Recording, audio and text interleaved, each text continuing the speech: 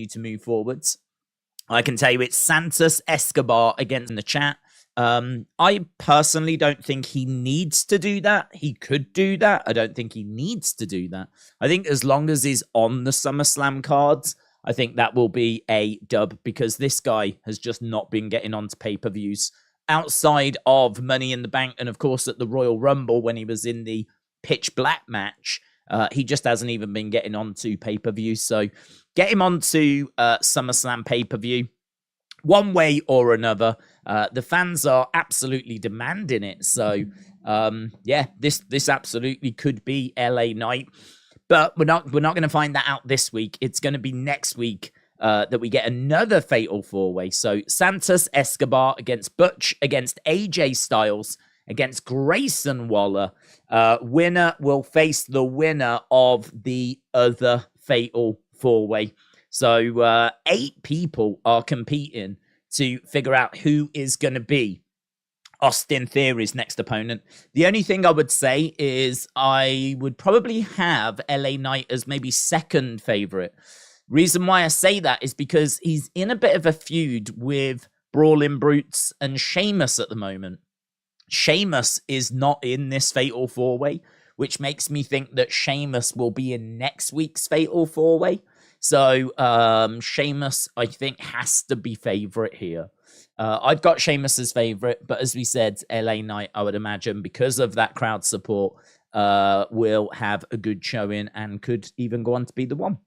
As well as that, we got Bianca against Asuka for the Women's Championship. This is the Night of Champions rematch. You might remember that Asuka won that title from Bianca, and this is the rematch. So Asuka against Bianca. We've also got Ridge and Sheamus taking on Pretty Deadly this week. So again, just going back to what we were saying before about how that feud is continuing. Pretty Deadly very much connected with Austin Theory. They've been doing some of his dirty work for him. So Ridge and Sheamus taking on Pretty Deadly. We've also got Jey Uso, of course. He's going to be on the show. He demanded a one-on-one match with Roman Reigns. I don't believe we got the answer from Roman. So I'm expecting the answer from Roman. I'm expecting that to be a yes. And I'm expecting it to be at SummerSlam. So that is, I mean, that'll be a big announcement. I think we all know it's going that way now. But that will be obviously still a big announcement. That'll be a big deal. We might get that tonight. So yeah, a few things. So we're really making some progress with who's going to compete for the United States Championship. We've got a Women's Championship match coming up tonight as well. Obviously, we're going to get a bit more on Jey Uso and Roman Reigns. So plenty for us to get our teeth into. And SmackDown has been killing it as well. I mean, the SmackDown ratings have been so electric. They've been so good. This show just, even if it didn't have like a great lineup, it's got such an energy about it. It really feels like can't miss TV, dare I say, because that's how it feels to me. It feels like you just cannot miss an episode of SmackDown. This is why I was so gutted at potentially missing the SmackDown just before Money in the Bank, because I was in London. Obviously, I was able to get back and we were able to do some sort of watch along, which wasn't very good. But we tried and we did something. So, yes, I did not want to miss that. I mean, I wouldn't want to miss a Raw either, to be honest. But, yeah, SmackDown just feels a different level at the moment. Just feels a different level. King Chris, shout out to you, says, happy Friday, happy SmackDown, and a good day to you, Days. And all the fine people in the chat, enjoy the show. King Chris, shout out to you. Really appreciate the support, dude. And yeah, I hope everyone is going to enjoy the show tonight. I can't see why they wouldn't. I think the fact we've got a women's title match is great. Bianca, Asuka, you know that there's going to be a lot of skullduggery there. I'm expecting to see Charlotte. We might even get some sort of cash-in attempt. Obviously, Io is sniffing around with that briefcase. We've got Bayley in the mix as well, because she seems to be helping Io at the moment. Obviously, we are expecting there to be a breakdown there at some point, but it's not showing itself yet. So yeah, there's a lot. That is not just Bianca Asuka. There's a lot of moving parts there. So it's going to be good, man. It's going to be a lot of fun. So yeah, King Chris, enjoy the show. Sunny, shout out to you. Sunny says that she's got Timmy's. I can't remember if I told you this, but I actually saw a Timmy's when I went to Birmingham. I went to the cricket a good few weeks ago now, and I saw Timmy's, and I actually thought of you as I walked past it. And I didn't get a chance to go in, but I had a good look as I went past. I saw inside, and I saw some of the bits they had on the windows, like what they were advertising and all that kind of stuff. If I go again, I'll get a picture. I'll show you what a UK Timmy's look like. I'm pretty sure you can Google it anyway. And I would imagine it's largely the same. But that was the first Timmy's I had ever actually seen in. I think it was only the second Timmy's I'd ever seen, to be honest. The other one I saw in Wolverhampton in the car as I was just driving past. So they are starting to spring up now here in the UK. Jam said, I think we will see Roman on the stage screen if we do, and Solo will do the dirty work whilst he's not there. But EO is going to cash in, says Ace. Jellyhead is excited. It's Friday night. Yeah. Brenton says, shout out to you, Dave. Shout out to you, Brenton. Who are the stars that take the Bloodline's place? Bloodline won't last forever. I'm thinking Gunther, Bron Breakker, hopefully Theory. Cody might be on top, but not for long. Yeah, I think that they've got, they're not struggling when it comes to stars. What they're struggling with is stories and creativity. You could tell a great story with Seth. Maybe you could include Becky in that story as well.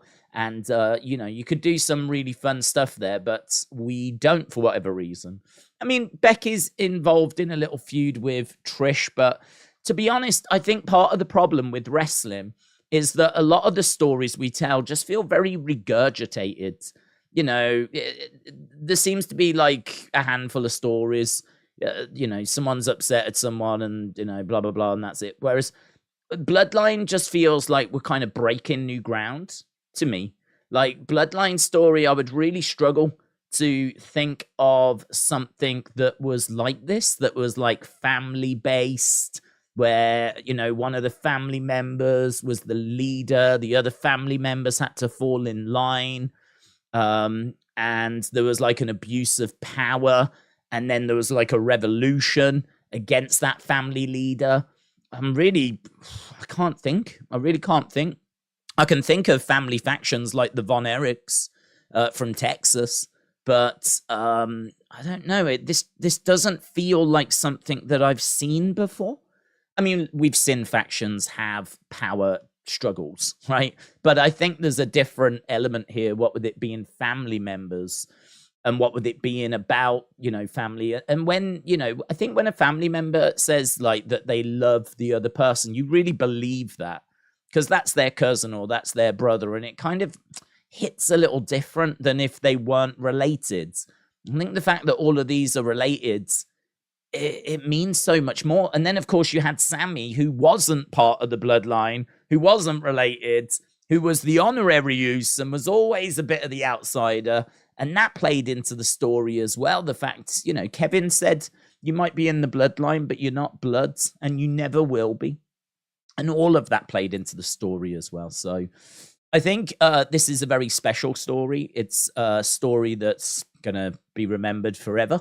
As long as people are talking about WWE, this period of time that we're in right now is, without question, one of those periods that people will go back to and talk about. How history remembers it, I really don't know.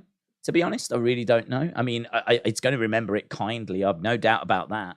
But, how is it going to compare to, say, the Attitude Era, right? How's it going to compare to that? We can't tell right now because we're in it, right? We're in it right now. And we don't know the end of the story. We don't know the full impact that this has had. So we can only speculate at this stage. But I still feel very confident that this is going to be right up there when people talk about their favorite moments, their favorite storylines, people reminiscing in 50 years' time, you should have seen the Bloodline story. You want to talk about a great story. You should have, did you hear about Bloodline? I can see it having that kind of attachment. So for me, it's not stars. They've got Seth, they've got Becky. You've got people that you can lean on. You can always bring back like some legends. We've got Edge that's still sniffing around. We don't know what's happening with Randy Orton. There's AJ Styles around as well. Charlotte Flair, of course, who's 14-time world champion. They've built her up well. Even Bianca's, got to a decent level. Cody, I don't know if he's their top merch seller at the moment, but I mean, he is right in the conversation, Cody, of course. So, like, for me, it's not so much like the stars. I don't worry too much about that. I don't think this is just all on Roman. You could maybe make the argument that it's all on Bloodline, the SmackDown ratings at the moment. Maybe you could say that that's bled across into Raw, and that's why we're seeing an increase in Raw, a rising tide lifts all ships kind of a thing. So, if there's going to be a greater interest in SmackDown, that might just bleed into Raw and bleed into NXT and bleed into other parts of the business. But for me, I don't worry so much about the stars. I think they've got some good stars. I just think that storylines can just feel a little bit regurgitated. Storylines can feel a little bit old hat, cliche, been there, done it, can sort of see where everything's going. You sort of know how it's going to play out because we've seen this kind of thing before. Whereas with Bloodline, it's got a freshness to it. There is a freshness to it, which that's what I hope they can try and find. I mean, this, I suppose, is where we have to give Bray some props. Bray is, I would say, successful because of his creativity and the fact that he is out there doing stuff that we have not seen before. Never seen a funhouse before in WWE. Never seen like this Uncle Howdy and some of the storytelling techniques that he uses. Haven't seen like, a White Rabbit campaign before. So, some of the stuff that we've been seeing from Bray has also been very unique, creative. And I think that's why Bray like stands out to so many people as well. WWE has got to try and find a way of bringing new stories, modern twists, modern takes, really not just relying on some of the old guard, I mean, like we all know like a faction's going to break up. They've teased it with Imperium. They're teasing it with Judgment Day. They're teasing it with Damage Control. Like, if ever you've got a faction, they're going to split at some point. And, like, when that does happen now, all right, it's going to be exciting, but it's not going to hit as deep as what we're seeing with Bloodline. Because at its core, it's something you will have seen many times before. And I would argue, actually, that Dominic turning on Rey, the reason why that got as much, success, because clearly it has. Look at the heat that Dominic's got off that, right? Is because when did we see that before? When did we see a son turn on a father like that? I mean, you'd have to go back to like Shane and Vince, but like a son turning on a father in that is not a story that we've been able to tell too many times in the past. Whereas, here we can do it and do it really well as well. So, yeah, for me, I'm not so worried about what stars take over. I think they've got stars or potential stars in the case of, say, Austin Theory, and certainly a few others that are coming through, as you say, Bron Breakker, maybe Carmelo Hayes, maybe Rick Boogs, who has got a real size to him if we would just start, getting going with him. Odyssey Jones as well has got a really good size to him. Von Wagner's doing some great stuff down in NXT. He's really managed to get the people on his side. He's a big monster as well. So I think we've got people that we can use, people we can build, prospects bubbling away as well. I really like that Kalani Jordan. She's a long way off, but I've seen 2 of her matches, and you can just see that she is going to be a big star. She's already got a few little moves that she does that makes you go, okay, I like that. Good looking girl as well. And she has already been doing a bit on the mic. I mean, she's got the look. She probably could do with changing her ring gear a little bit, something a bit more exciting. it's a bit rookie. Feels a bit rookie. It feels a bit prototype John Cena. She could probably do with jazzing that up a little bit. Obviously, she needs to keep improving, keep learning. But already her in-ring, there was a couple of moments from her match this week on NXT that I almost included in the recap. One of them I did, which was like an arm drag that she did, which was great. I know it's hard to get excited about an arm drag, but she went off the ropes and it looked awesome. They've got talent. Sol Ruka as well down in NXT doing some... her finishing move is sick. If you've never seen Sol Ruka's Soul Snatcher, it's you need to check out Sol Ruka down in NXT. She's injured at the moment, though, unfortunately. Anyway, by the by, they've got prospects. They've got some established talent as well. Losing Roman will be a knock, definitely, but they can survive. They survived losing Hogan. They survived losing John Cena. They survived losing The Undertaker. They can survive losing Roman when he does step away. But for me, they need to get a bit more creative or continue to get creative with their storytelling. Right, I want to make sure that super chats aren't passing me by because that's what normally happens. Mitchell, shout out to you, my friends. Mitchell said, I really want to see Cody, Randy Orton feud. They could bring up all the legacy stuff. Maybe AJ Styles, LA Knight feud because they've got TNA history. I don't think you can really go into a TNA history in WWE because you're not going to have rights to show the footage. And to be honest, TNA has now become Impact and you don't want to really promote Impact either. I think Impact is so small compared to WWE. I mean, to my knowledge, I don't know. Whenever I see the graphics for the TV ratings, Impact is always really low down. My understanding, though, is that I think they're quite big on Twitch and YouTube and maybe get a good chunk of their viewers from those platforms rather than from TV. But either way, I don't think WWE are too worried about Impact, right? I'm not saying that in a disrespectful way. I'm just saying that they're a lot more focused on AEW than they are on Impact. But even so, I don't think they're going to want to look to work with them. I don't think they're going to want to look to promote them. I don't think they're going to want to really do much. So if you did that feud, you could get the odd reference of, we've been feuding 20 years, whatever it might be. But I don't know that you can go really much beyond that. I don't think they would go much beyond that. Cody, Randy, they could bring up their legacy stuff. Yeah, sure. Obviously, WWE have got access to that. I think the only thing I would say is that going to resonate with people in the current products? Just because that's a long time ago now. Like, that really is a long time ago. I think we've seen some nice moments where Cody's come down, got in the ring when I think it was like Randy Orton was celebrating an anniversary last year. It was like 20 years of Orton.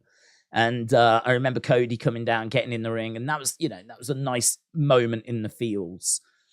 I think you could do a good video package. I think you could definitely use that stuff to color the feud. I completely agree. I don't know how much you can lean on that, though. I mean, WWE are very much about here and now. And to be honest, I think that is right. If you've got to think a lot of the people that watch this product are young. They are young. There's a lot of kids. We all got into wrestling, I would say, when we were young. Very unusual to meet adults that got into wrestling that weren't into it when they were kids, unless their kids got them into it because they were watching it with their kids. But and so I think that you kind of have to think that you are really putting a show on largely for people that have been watching a couple of years or for the past few years. And even then, I don't think WWE really wants to go back too far there. It's really, if you think about the storylines, a lot of it is about the here and the now. But you can always use video packages and lean on some of that stuff in the past to just kind of color the current storylines. I completely agree with that. I agree with that. I don't think you're wrong in that. And you could use that to kind of color a Cody and Randy feud. I suppose the bigger obstacle is, will Randy get back to WWE and get back to the point where he can work singles matches like that? because it's very quiet on the Randy Orton front.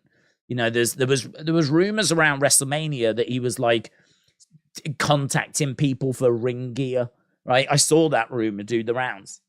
And there was a lot of excitement around that. And then everyone waited at WrestleMania to see if he was going to come back. And of course, he never did. And here we are now, sneaking our way to SummerSlam, and still no words. No words still. So don't know what the situation. I've heard that he's 100%, but I don't know how much that's worth, because I've heard quite a lot of stuff from the dirt sheets, which turns out to not be true. So I don't know how much that's worth. I think he does come back, but I must admit, I wouldn't be surprised if he came back and cut a promo saying he was retiring.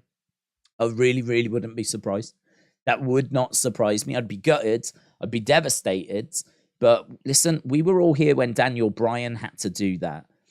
Granted, Bryan made his way back to the ring, but it took him a hell of a long time, right? But we were all here for that retirement speech. We were all here when Saraya had to do it. Paige had to do it. And then they transitioned her to like a GM role. We were all here for that announcement as well. You know, we were all here when, or a lot of us were, when Edge had to do it completely out of the blue. And Edge had to, do that promo as well and say that he was retiring. Now, obviously, the encouraging thing is all three of them came back. But the downside would be that Randy Orton is really getting on in age. He's really getting on in age. Randy can't afford to lose 5 years and then try to come back further down the road, you know? The body is only declining and getting more injury prone. And I'm sure WWE, if they could, would bring him back to like have a farewell match or something. They'd do something with him, I'm sure. But I just don't know the current status of Randy Orton. I really don't know. And there's lots of little talks and speculations and rumors, and such is saying this and such is saying that. Bottom line is, it's been 14 months. I'm pretty sure it was last May that we last saw him. I'm sure it was like last May, around the end of May, where he was, it was RK Bro against the Usos, and it was that tag unification match.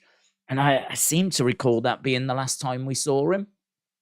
And so it's been a while. I mean, it really has been a while. For him at his age as well, to lose 12, 14 months is not great, to be honest. Equally, could he find his way back at SummerSlam? Well, I really hope so. I really, really hope so. I would love for him to get back at SummerSlam, and I'd love for him to get into the ring. I think we'd have to ease him back. You'd have to do some tag matches. I don't know. Hopefully we can get to a Cody Randy feud, but just feels like there's a lot of rivers to cross, a lot of things, a lot of hoops that we got to jump through before we can get to something like that. Hopefully he makes it back. I really, really hope he does, of course. WWE is now more guessing, I would say, violent. Next Wednesday is what we need to gauge it on. Double Cage and Mox can't blade anymore, said Jeremy. LA Dork Knight said, did anyone watch Marvel's Secret Invasion? The Undertaker got a shout out in the 4th episode. Cursive Q said, I'm sure you've touched on it, but what do you think if LA Knight is not on again? I don't think anything, to be honest. I think there's 2 Fatal 4-Ways, and next week I expect him to be in that Fatal 4-Way. I tell you what, I'm not really bothered if he's on the show or not each week, right? Is he going to be at SummerSlam? That is the big question for me, because he wasn't at WrestleMania. I keep saying this. He wasn't at WrestleMania. He wasn't at Backlash. He was in the crowd at Night of Champions, right? And I mean, I think I'm right in saying, I don't know why, it wasn't at Elimination Chamber, was he? I don't think he was at Elimination Chamber. I could probably start with, wasn't at Elimination Chamber, wasn't at WrestleMania, wasn't at Backlash, wasn't in the crowd at Night of Champions. WWE have already shown you 7 months of their plans for LA Knight, right? You can have a look back and see what the last 7 months have been like for LA Knight. to understand what WWE want to do with him. Okay. WWE see him as someone that's a bit fun, can cut a promo, right? Someone that could come in, he's going to be good for house shows, he's a steady hand, he's a veteran, he can come in, do a job, and when we need him to, right? But he's not a star that we're focused on. He's not Theory. He's not Sheamus. He's clearly not Roman Reigns. He's not Solo Sikoa that we're trying to build up. He's not Gunther. He's not whoever, right? And that's not even me saying that. That is WWE saying that, because you got 7 months worth of content to judge by how he's been booked, right? Not at Elimination Chamber, not at WrestleMania, not at Backlash, you're telling me they couldn't find any feuds for him during this period of time, right? So to me, that's what all of that says, right?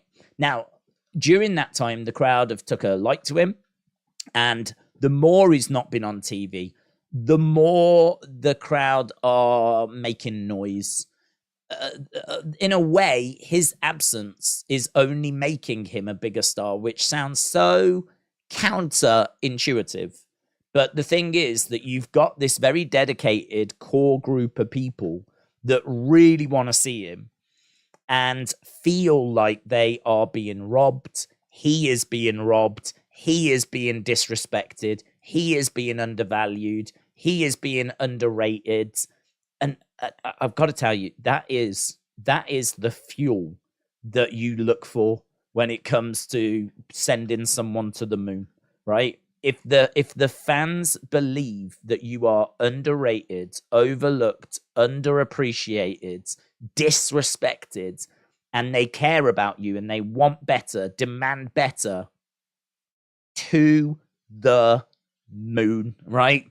So it doesn't matter to me if he's on this show or not, because people ain't losing interest, right? Maybe they will if it's like 12 months, right? And someone else comes along that gets their interest. But right now, they ain't losing interest, right? And in fact, I mean, just have a look on Twitter. They announced this fatal 4-way, and all the comments underneath is, "Where's LA Knight? Where's LA Knight? Where's LA Knight?" Right? So the fans ain't quitting on him, right? And so if he's not on the show this week, it's not a problem for me. I think he'll be on next week. I think he'll be in the fatal 4-way next week. I think they'll mess you around as well.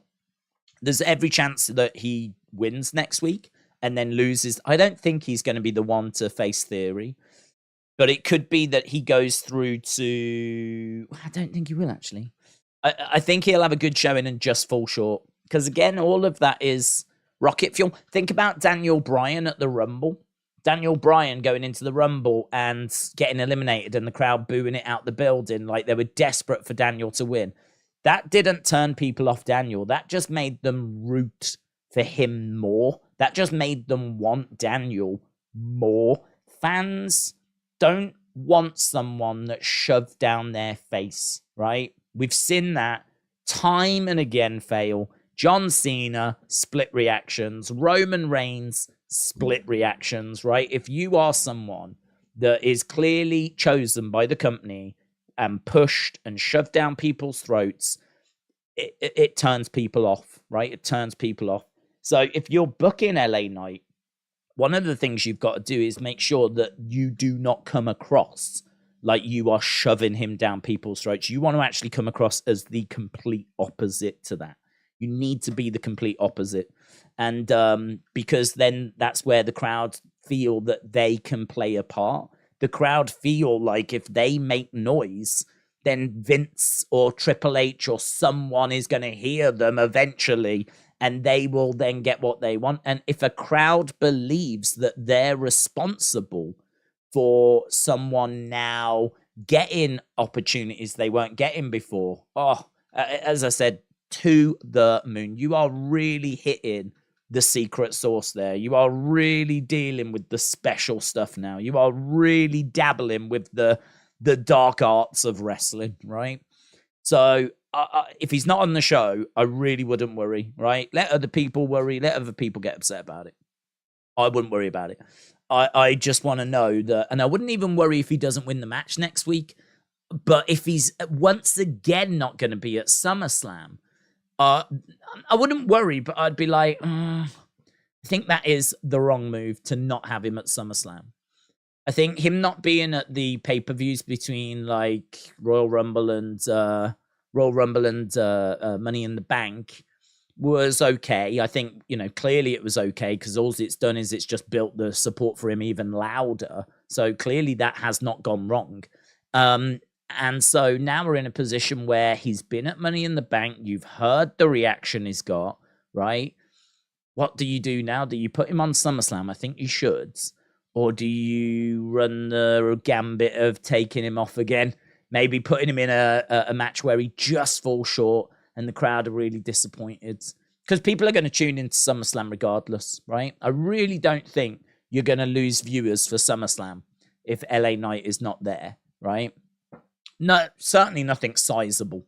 So do you run the risk of doing that? I personally wouldn't. I think now's the time to get certainly a crowd of that size as well, because it's a big stadium.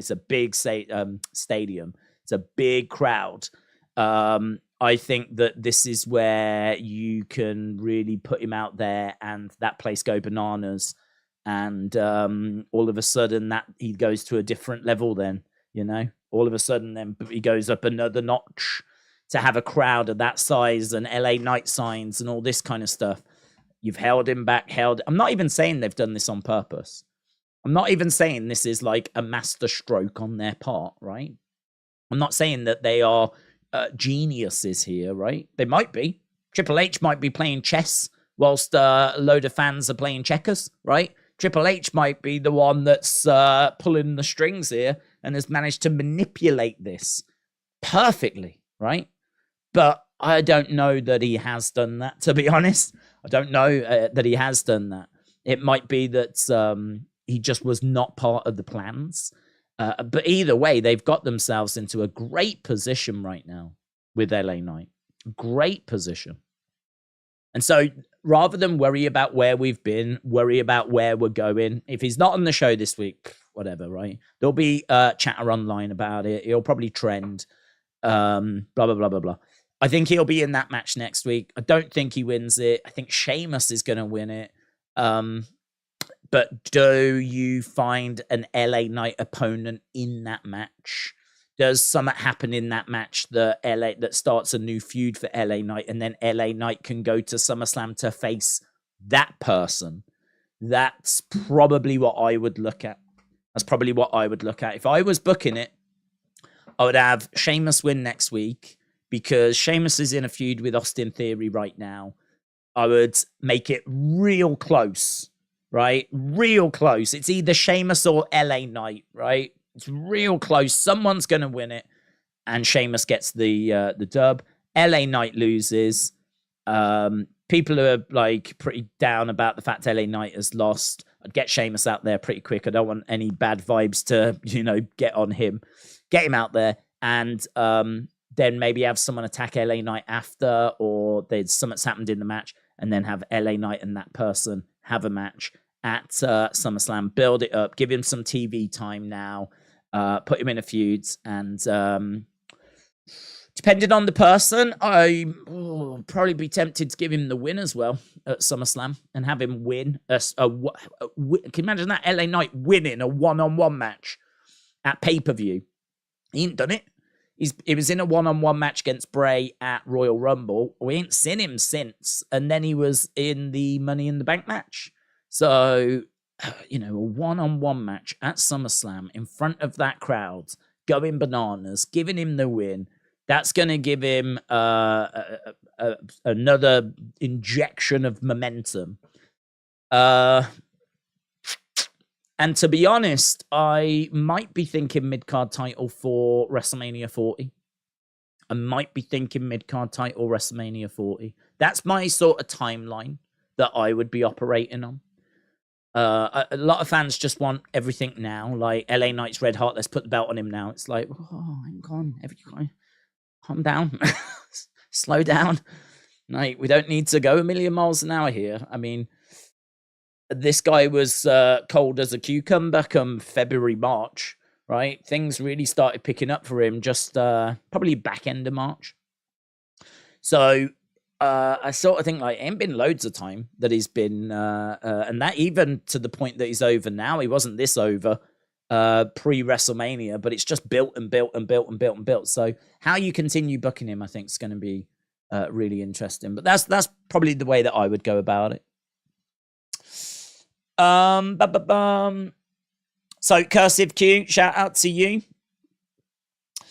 Dave's thoughts about maybe Undertaker as leader of Judgment Day after they turn on Finn, it'll become a new Ministry of Darkness. Wouldn't do it. I wouldn't do it, Bembo, because I just don't think Taker can be on the road or wants to be on the road, unless he was going to be like involved in like some pre-taped backstage segments, and you just didn't really see him that much.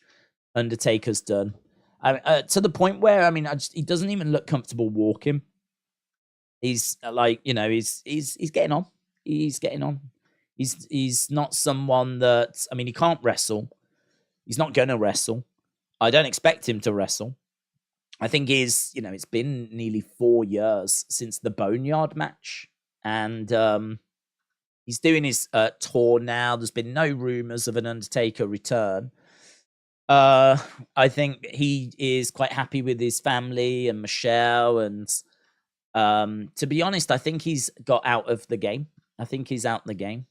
I think that certainly when you get to his age, right, you don't want to really stop wrestling because your body gets used to taking bumps, and your body sort of toughens up and all that stuff. And if you're not doing it on a regular basis, if you fall out of the cycle, your body goes a bit soft, to be honest. This is something that I've seen quite a few wrestlers talk about in shoot interviews, about how when you've had an injury, it can be quite tough to get, like, the bumps can actually be quite difficult to take again because your body's not used to taking bumps because you've had a year out or whatever it might be. So I can't see Undertaker doing any wrestling. I can't see him taking any bumps. He's done. He's done. He's out. So yeah, really, really can't see that. I can't see him going on the road or anything like that. Could I see him have a WrestleMania moment? A little something. Sure, I could definitely see that. Definitely see that. Could I even see him doing like one of them 7-second matches that The Rock did with Eric Rowan? Sure. Because what is there to that? There's nothing to it, is there? I think, didn't Rowan charge at him and he ended up like getting people elbowed or something, maybe rock bottomed, and that was around about it. It was like literally 7 seconds. So, it's nothing to that. So could I see something like that? Sure. Could I see a WrestleMania moment like Hogan and Rock and Stone Cold had at WrestleMania 30? Sure. But I would really struggle to go much like further than that. Manic said, you was one of the best YouTubers when I was 6 and you helped me enjoy WWE. That's good. I've gotten older. Has WWE, however, WWE has fallen off. Doesn't feel the same as back in the day, says Manic on Battlefields. Don't know, to be honest. I don't know. I think what WWE are doing right now is some of their best stuff, actually. I think that Triple H taking over has been a breath of fresh air. I think the Bloodline story has been a big success. I think that the pay-per-views have been as strong as they've ever been. Honestly, you would struggle to find a bad pay-per-view this year. Obviously, Rumble is Rumble. Elimination Chamber had that fantastic main event between Sami and Roman, which, it was just incredible. And that place was rocking, man. WrestleMania was very strong, and actually past couple of Manias have been good. Amazing on day one. And then like day two has sort of kind of spoilt the party a little bit. We haven't quite got there yet where both days are killer, where both days knock it out the park. We haven't quite got there yet. I'm sure we will. I'm sure there will be a WrestleMania that does that. And honestly, when that happens, we could be talking about one of the, if not the greatest WrestleManias ever. Because for a lot of people, I remember the conversation after day one last year of 38 and day one after 39. A lot of people saying that it might be their favorite WrestleMania. Honestly, people were really giddy about it. But then day two comes along and it all gets a bit deflated. But yeah, WrestleMania was WrestleMania. Obviously, we went to Puerto Rico as well, which had a different flavor to it, which was fun. That was probably the weakest of the pay-per-views, in truth. But even that was still a fun watch. It's not a slog or a drag or anything like that. Money in the Bank, I thought was great. I really enjoyed it. I thought that was a lot of fun. I mean, that match between Solo and Roman against the Usos and Roman finally getting pinned. Amazing. So, you know, I feel like WWE are in a good place at the moment. I mean, it depends what day we're comparing it to, you know. Depends what era we're comparing it to. I think if you go in, say, before 2020, which I'm guessing you are, I think sometimes those days can have a bit of rose-tintedness applied to them, because you got to remember you was younger and everything is like awe-inspiring when you're a kid. When you're a kid and you're young, everything is amazing. Like everything, it doesn't matter what it is. You know, everyone is amazing. And in your mind, everything is amazing. Whereas when you get older, you start to criticize things a bit more because you know what you like, you know what works or what you enjoy. And you know sometimes that what you're seeing on screen is not in line with that. And so that's where you can start to, as you get older, get a bit more critical. But to be honest, you know, you ask the kids today, because everyone says it, don't they? Everyone says, well, I mean, it's good, but it's not like it was back in the day. But honestly, you ask the kids now, they'll be loving everything. You ask the kids now, they'll, oh, God, Cody, amazing. Roman, Bloodline, amazing. Charlotte, Bianca, Asuka, Bayley, Damage Control, Judgment Day, Rhea, Dirty Dom. Oh, it's all amazing, right? Everything's amazing. Ask them in 5 years, they'll say, yeah, it's not, you know, it's all right now, but it's not as good as it was back in 2023. It's just funny how that happens, isn't it? It happens to all of us. We all go through that cycle. I'd sit here now and say it's not as good as a late 80s, early 90s, right? Because, you know, Undertaker coming in. You know, have we had anyone that's arrived that's been as amazing as when the Undertaker first arrived? Have we, you know, is Roman as hot as what Hulkamania was? What about, like, is anyone as manic as the Ultimate Warrior? Is there anyone as colorful and as exciting as the Macho Man, Randy Savage? You know, you could, like, go down a whole list of people that's, you know, is there anyone right now that's as technical as Bret Hart or as great as Shawn Michaels? Is there anyone that is as awe-inspiring as Jake the Snake Roberts that comes to the ring with an actual snake and puts it on his opponents after he beats them? Like, you know, you could go down a whole list of things that I love about late 80s, early 90s and question, is that reflected in the modern products? But it's a different time in it. That's the truth. It's a different time. A lot of that stuff you couldn't get away with now. Even that stuff, I mean, animal rights would not allow you probably to do, like, carrying a snake around everywhere with you these days. And I don't know if, like, you know, the whole USA Hulkamania stuff would work in 2023 either. So, you know, all of it is, and Ultimate Warrior would be cancelled within 5 minutes of debuting if they found tweets on his Twitter, which didn't exist back in the late 80s. You know, if they found comments he was making in his personal life, like, social media has changed everything as well. So I think, like, enjoy your era for what it is and try and find whatever you can in the current products. Because I actually think the current product's strong. I actually think the current product is genuinely in a good place at the moment.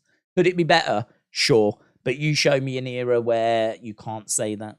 Because even in the Attitude Era, the women's wrestling sucked, right? It sucked. And I would even argue that there was a lot of cringe during the Attitude Era. I feel like the top end of the card is really solid and does a lot of the heavy lifting.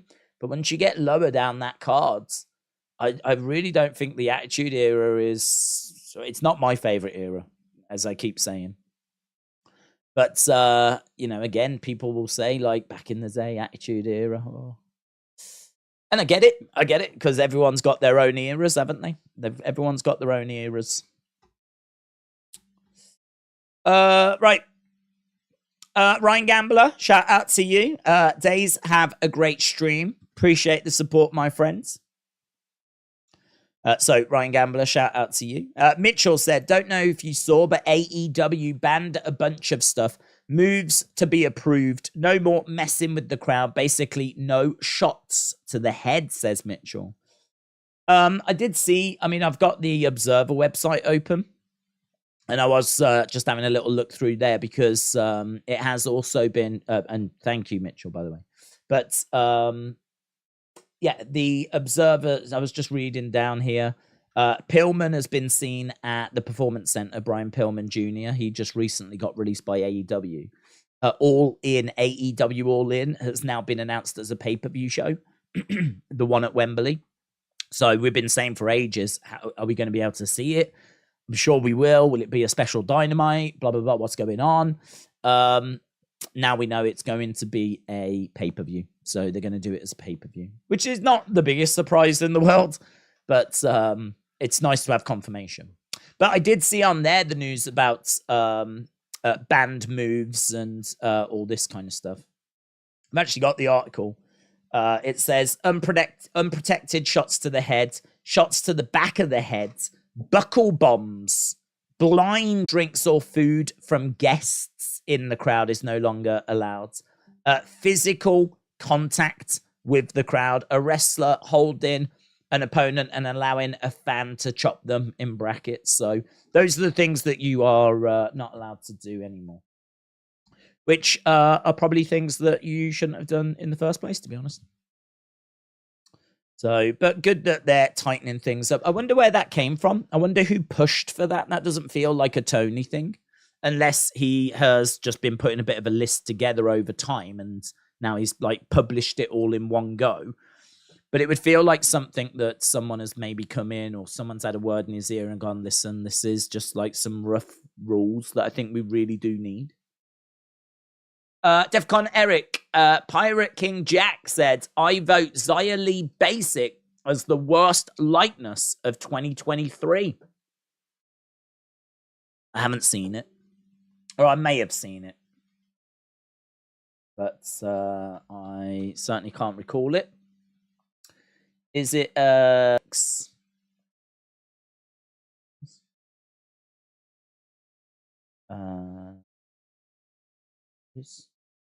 have a look.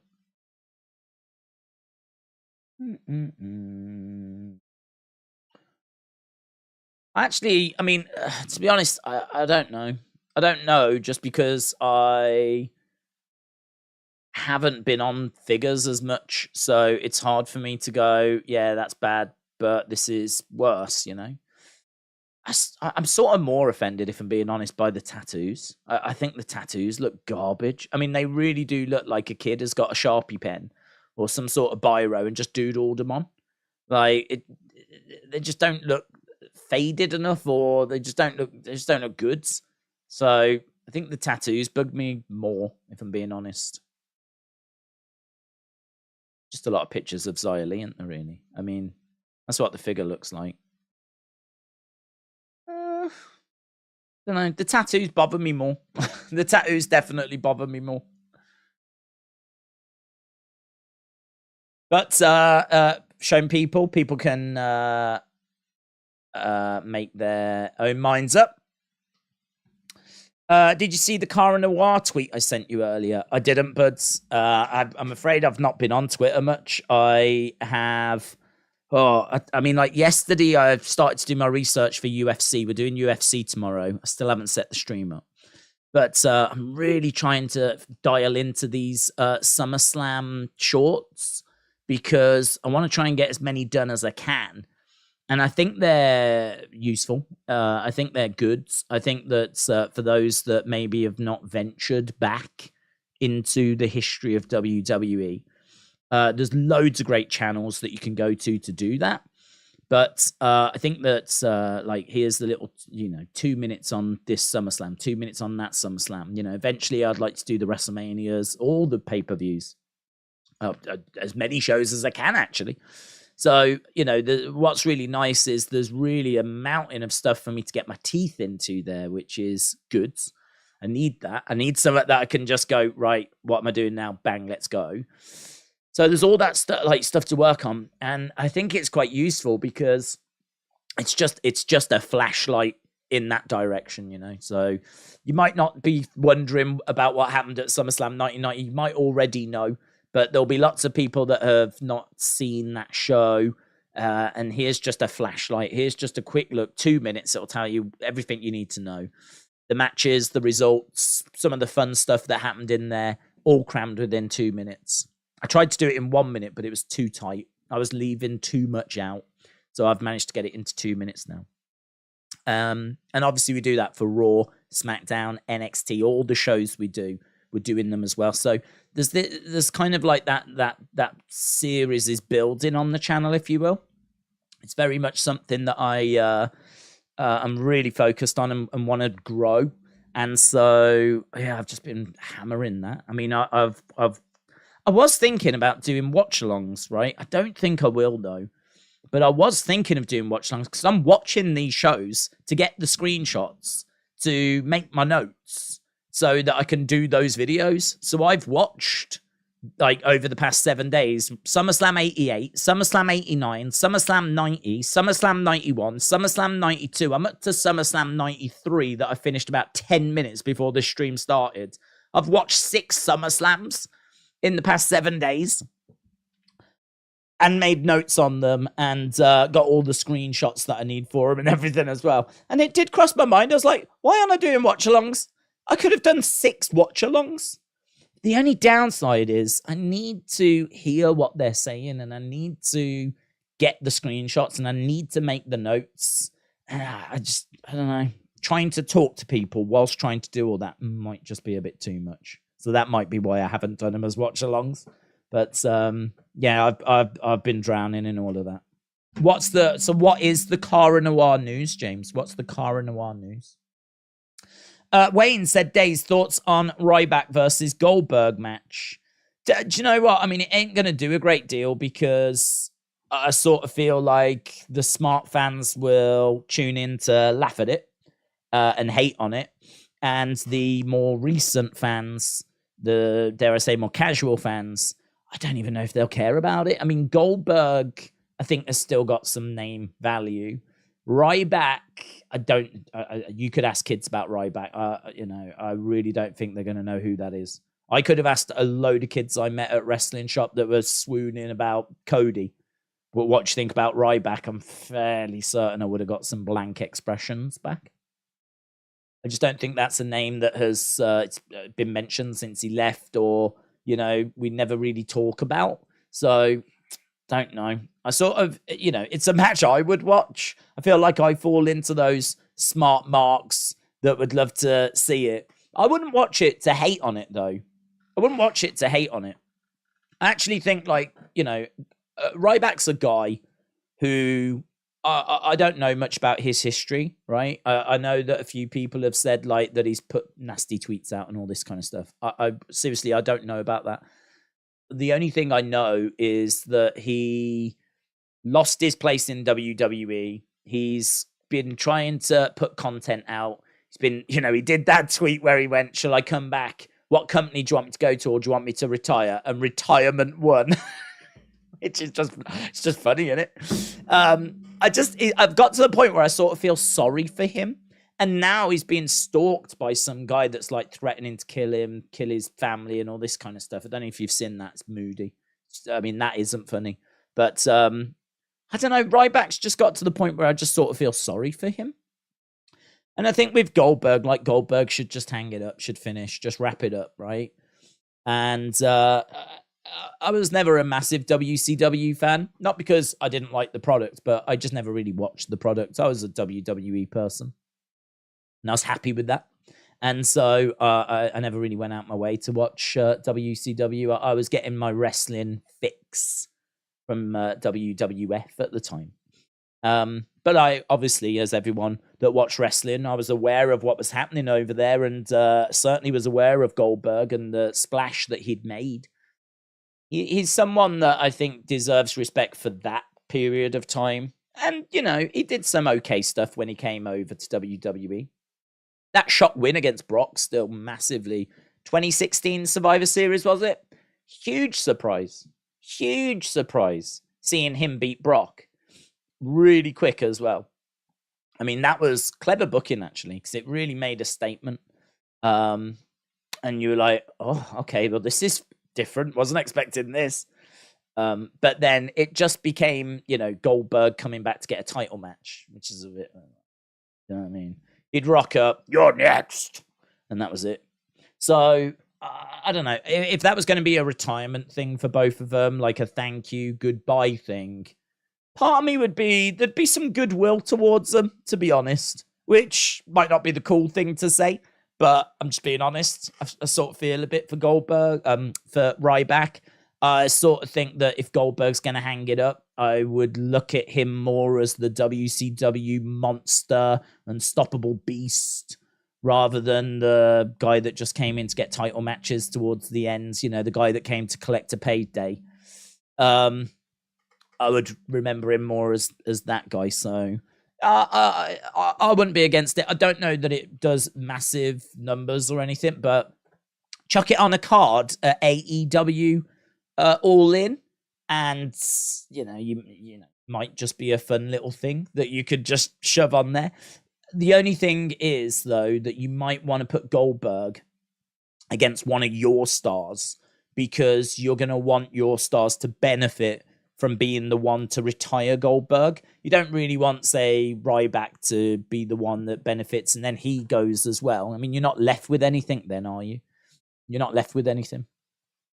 You know, once it's done, that's it. I sort of feel like Ricky Starks ending Goldberg's wrestling career so that Ricky Starks can then be the one that put Goldberg away. I mean, like, that to me is a more interesting story. So I don't quite know where you would do Ryback Goldberg, to be honest. I mean, first thought would be Wembley, but as I said, for that reason, I don't know it'd be the right place to do it, because I think you'd want to do Goldberg Powerhouse Hobbs or something like that, you know, so that Powerhouse could benefit. Defcon Eric said, you can't make Bulldog chili like the Islanders. Defcon Eric, shout out to you, dudes. Wrestling Andy said, what about bringing Ryback in to a Nexus reunion? They could be a credible Hall of Fame entry. I've got Jey Uso, we're starting. There was a few thoughts about doing a... There was a few thoughts about doing a... Who was that? Was that Adam Pearce? There was a few thoughts about doing a Nexus reunion, but I mean, it's just not gone anywhere, has it? Which is a real shame, because you got Wade Barrett right there. And if you did like a new Nexus thing, I think that would be quite cool. I'd actually be down for a new Nexus thing, to be honest. Right, what are we opening with? So, we're in North Carolina, home of the Wolfpack. That was Adam Pearce, you know. Adam Pearce just sat on a box going over some sort of script in, like, shorts. Looking quite... Oh, Bianca looks great. Looking quite casual. Right, here is Bianca, but she's not in wrestling attire, so it's not going to be the match. So, Bianca making her way down. She does look great. She looks really good.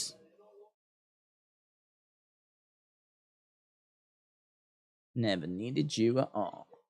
Bum, bum, bum, bum, bum. Bum, bum, bum, bum. Okay, so Lots of talk about Bianca turning heel.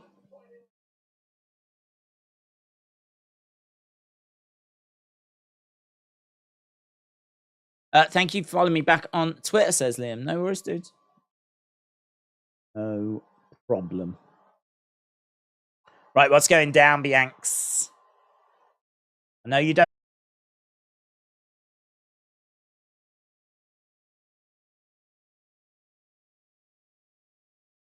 Okay, so she's talking about how she's been patiently waiting.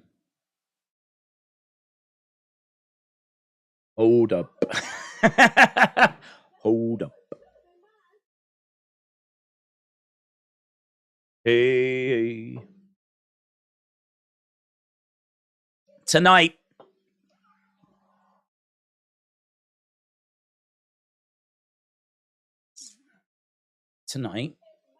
is my night, says Bianca. Tonight is my night.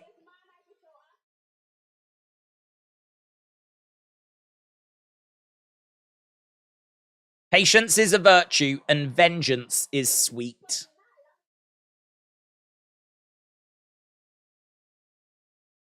She said she's going to give Asuka a KOD and she's going to strut out as the new WWE Women's Champ, but she's interrupted by Charlotte Flair. Bow down to the Queen. Dun, dun, dun, dun. Here's Charlotte. Bodysuit things, don't they? No one comes out in like jeans and a t-shirt. They all come out in these like bodysuit things. Flair country. Oh yeah, we are in Flair country. But I want Roman Reigns to continue as the tribal chief, says Dawn Simon Preston. There, Charlotte, says Joe.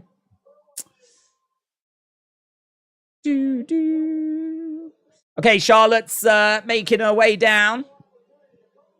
Bow down to the Queen. Crowd pretty excited to see her because, of course, we are in Flair country. Getting a reaction that she doesn't really get anywhere else. What if next year Dustin comes back in the Rumble to finish his story and we get Dustin Cody, last two in the chamber, to face Roman? I wouldn't do that. Dustin's not going to finish his story. Like, he's not going to win the title.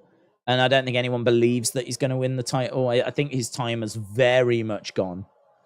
I think his role is to now support his brother, not try and be an obstacle for his brother. I wouldn't go that way. I have no problem with him coming back. I'd love him to come back, but come back in a supporting role.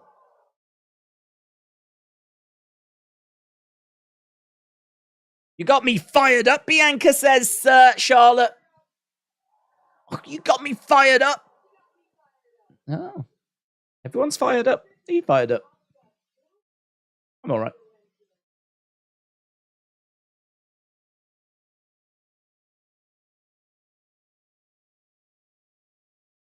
So Charlotte is manifesting a win in Flair country.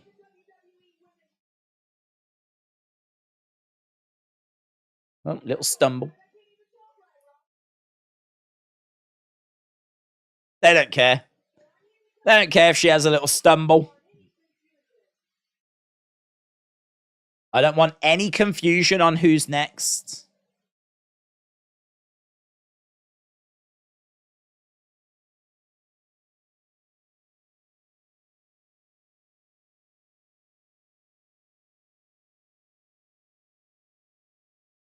If you want to say it that way, I wouldn't say it that way. Why? It sounded fine. The line starts and ends with Miss Charlotte Flair.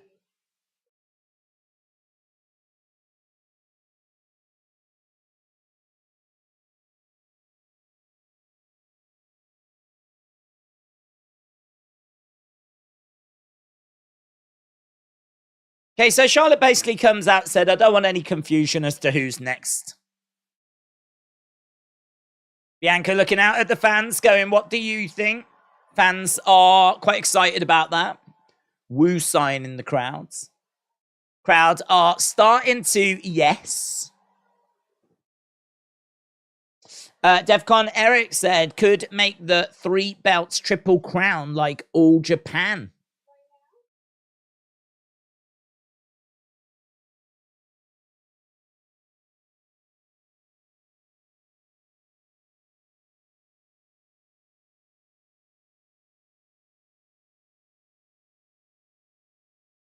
So Bianca says, well, if we do face, what about SummerSlam?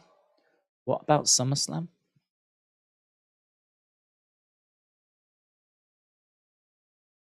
If you win, it's on. So if Bianca wins tonight, that's the match. Oh, do you want that match? I want that match. Bianca's never beaten Charlotte. Woo!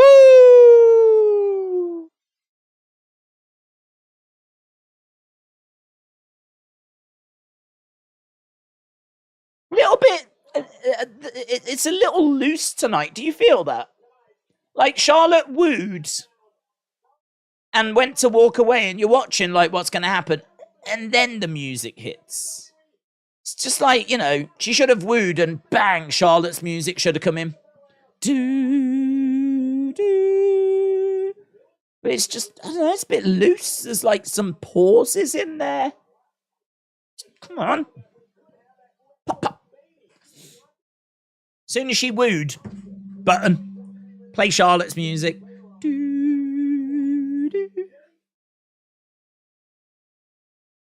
Kevin Dunn's having a day off. Asuka watching backstage. So Bianca swinging her hair around. Not a great deal to that, but not the worst either, because it's going to set up Bianca and Charlotte if Bianca does win. Is she going to win, though? I think triple threat feels, you know. Although, wasn't it last week that people were saying, what if we do a fatal 4-way? Bayley is in the match. Bayley wins the match at SummerSlam, and then EO cashes in.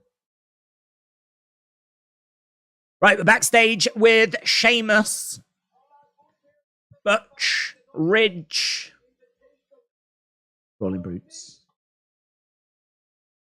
Ridge the Fridge. Those two bleeding dancing Muppets.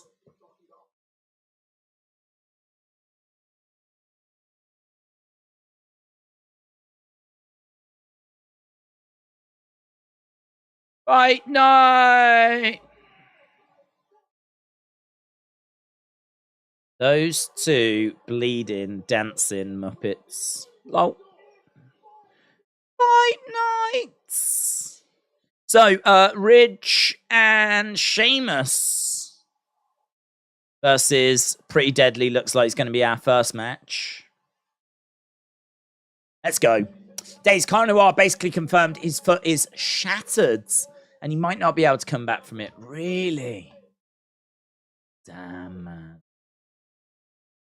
That's heartbreaking because, I mean, that is really heartbreaking. That's where life just is not fair. That guy had such a good look and entrance, really good matches, really felt like he was going to get somewhere. I've no doubt if NXT UK was still going, he would have found his way there at some point. And he's different. He's intriguing. You see him and he sticks in your mind. That's a shame. That's a real shame. He's put all that work in and now that's it. It's done. It's over.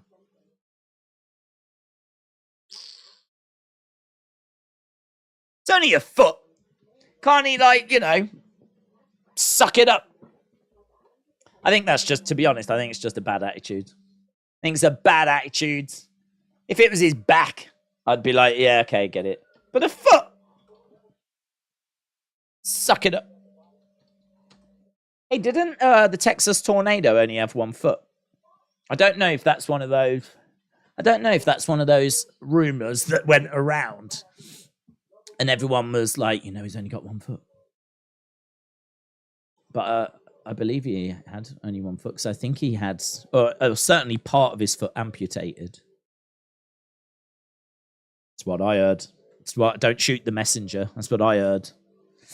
Big Time Baxter said, WBD asked AEW to change the look and lighting of Dynamite, become less violent and more appealing.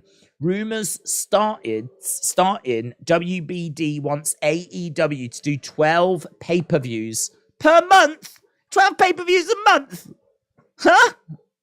That's like one every few days. 12 pay-per-views a month. They're trying to keep up with WWE. They'll take over WWE. They'll do 144 pay-per-views a year. And that's great for the channel, in all fairness. Because we'll do them all. As long as they don't collide with, NXT, Raw, or SmackDown. If they could be on a Thursday. Imagine that. Imagine that. 12. Oh, no, you couldn't even do that. They need to do 12 a month. There's only 4 Thursdays. We can't fit them in. We'd have to do 4 on a Thursday, 4 on a Sunday. And honestly, I'm out of room. I don't know where you shove the other 4. They'll have to be in the daytime. Somewhere. Jeez. Well, I am excited and a little bit scared at the same time. Felix said, I went to my local park yesterday. I found out some really good branded shades. They look like Brett's. No one was around. I took them. They look awesome. Okay. Don't know how I feel about that. I suppose if they were just on the ground. I mean, I think technically you're probably meant to take them to the police station. I don't know. You might have just admitted to theft on the internet. I mean, I'm all right with it. To be honest, there's worse things that happen in a park. Ask James. Chris said, I've got tickets for AEW at Wembley Stadium and now WWE at Wembley Arena for Sunday Stunner. Right, we've got Sheamus and Ridge making their way down. James said Cryback should just crawl back under the rock he came from. He came from under the rock. What is going on? Yes, boy. Here's Pretty Deadly. Are they going to have that giant ball? They had it in London, didn't they? So, Pretty Deadly are making their way, they're still in the entranceway. We're kind of taking our sweet time here. Is that because we have got the ball and it is being set up right now? Because we're taking forever in the entranceway. Oh, you can see the ball, actually. You can see the ball. Is it as big? I seem to remember it being bigger. This one looks a little smaller. They say everything's bigger in Texas, but I think everything's bigger in London by the looks of it. I think their mirror ball's a bit smaller. Oh, it's still a decent size. That's still a decent size, isn't it, in all fairness? Picture in picture at the moment. Picture in picture.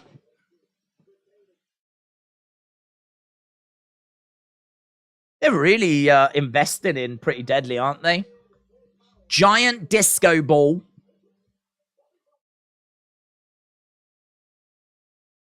Snickety. Snickety is being used. The word snickety. I wonder if you could do a match with that mirror ball. I wonder if there was something you could do with it. I sort of feel like having it suspended above the ring. Could you maybe like carve it out and put the belts in it? And then you've got to climb the ladder and retrieve the belts from inside the mirror ball. Just looking at it there, suspended above the ring, it sort of felt like I was about to watch some sort of ladder match. Could be kind of fun. Right, Sheamus in control.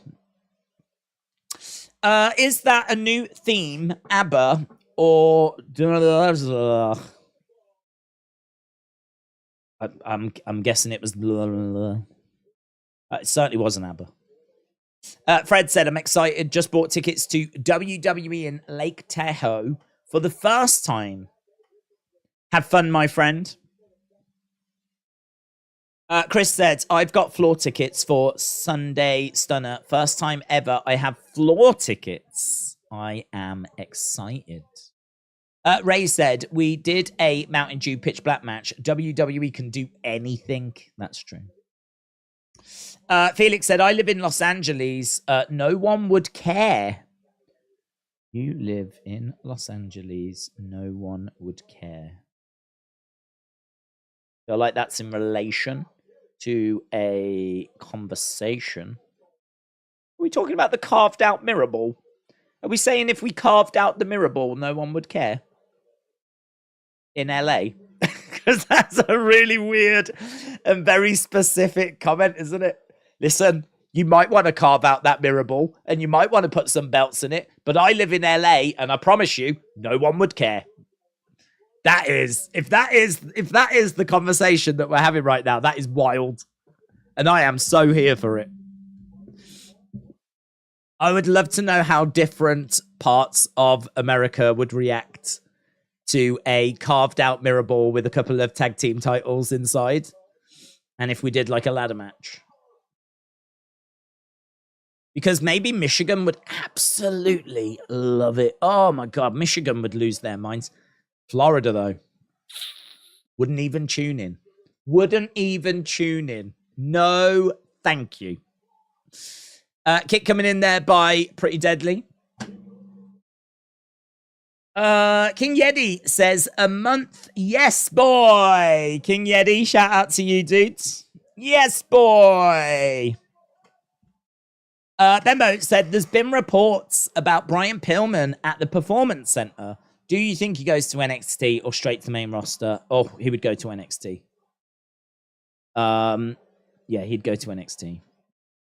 I don't think he really did enough on AEW to warrant going straight to the main roster. I think if you're MJF or if you are... who's Sammy Guevara? Although saying that, WWE might also want to put them... Sammy, I don't think you'd put MJF there, but maybe Sammy, certainly Jungle Boy. Maybe Darby. Maybe you'd put them in NXT as a bit of a diss. You know, it just doesn't look good, does it? Like, yeah, we'll put you in NXT for a few months. It just doesn't look good. We've took one of AEW's biggest stars and we've shoved them in NXT because we need to teach them how to do things, you know. But I think if you was one of those, you'd stand a good chance going straight to the main roster. I don't think Brian Pillman Jr. would. And I know people will be like, yeah, but he's wrestled for ages. Well, yeah, so had Sami Zayn. So had Kevin Owens. They went to NXT. So had Finn Balor. So had Shinsuke Nakamura. So had Asuka. They still all went to NXT. So's Dragon Lee. Where's he right now? Oh, that's right, NXT. So, yeah, I think he'd probably end up going there as well. Warsaw Till I Die, shout out to you. Said, does anyone else just think WWE 2014-2017 was good and underrated? I don't know that it's underrated.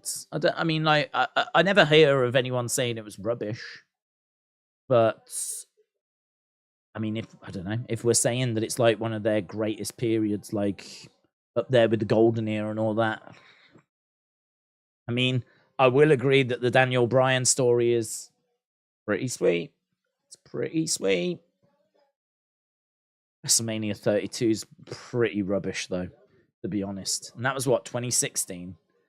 There is not much to salvage from that WrestleMania for me. WrestleMania 31 is really good, but the wrong people win.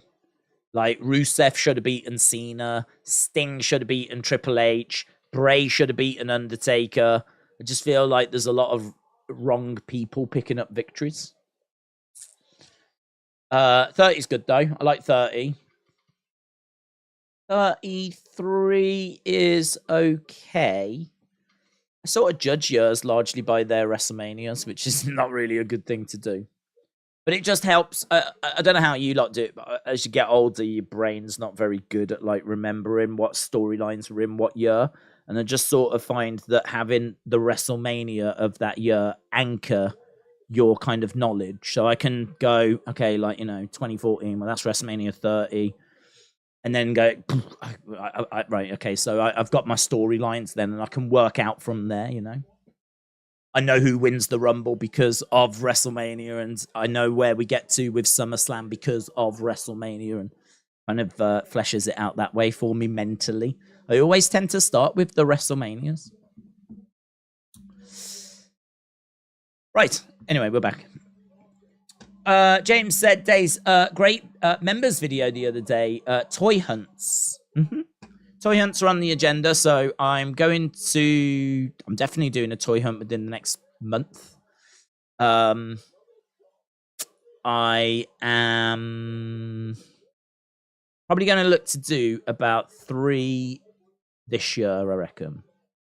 You have to give a break between them because, honestly, the stock doesn't rotate drastically that often. You could go in every month, but you're only going to find a few different figures. And to be honest, if you've looked at the figures and you've had a bit of fun with them, once you go in again, I've done it where you can then struggle to be like, I don't even know what to say now.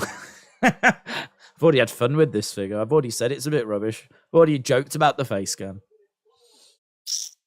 You can get a bit lost. So I reckon we could probably do 3 this year, at least 1 early next year, and then off to America I go to just go toy hunting crazy for a couple of weeks. So toy hunt's very much part of the agenda. Right. Back elbow there. Pretty deadly. In control. Net breaker to Sheamus. Going for the cover. 1, 2. Kick out by Sheamus.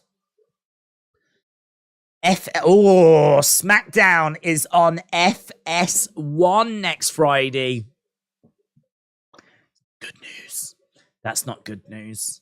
It always crashes. Ratings absolutely crash through the floor when we go to FS1.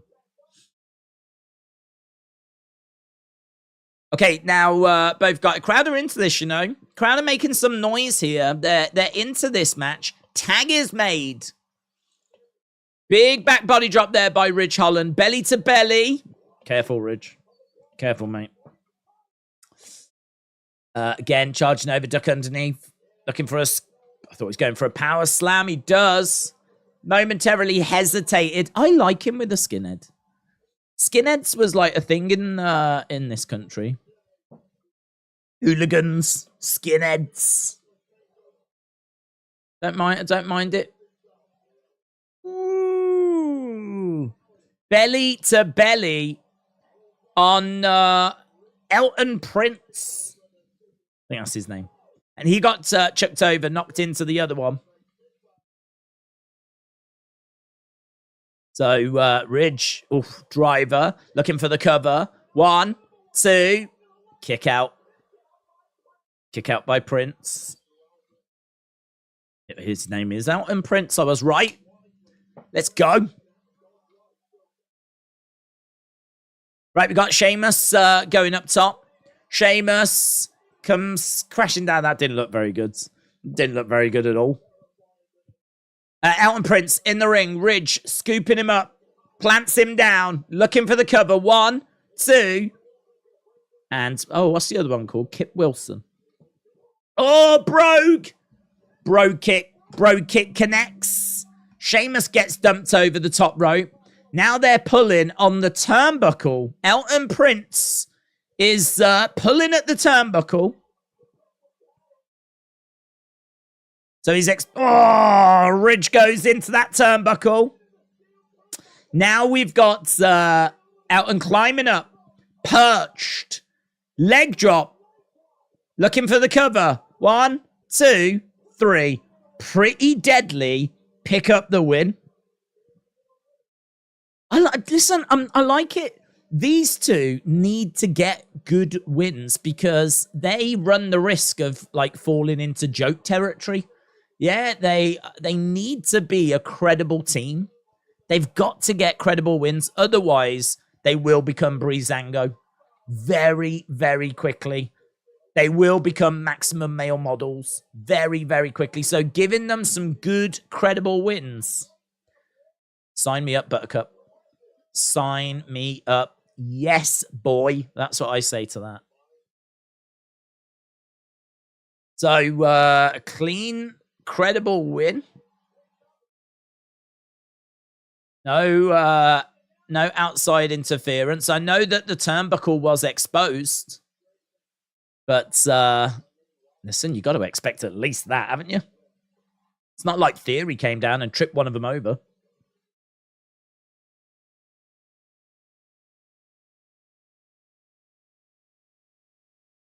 Right.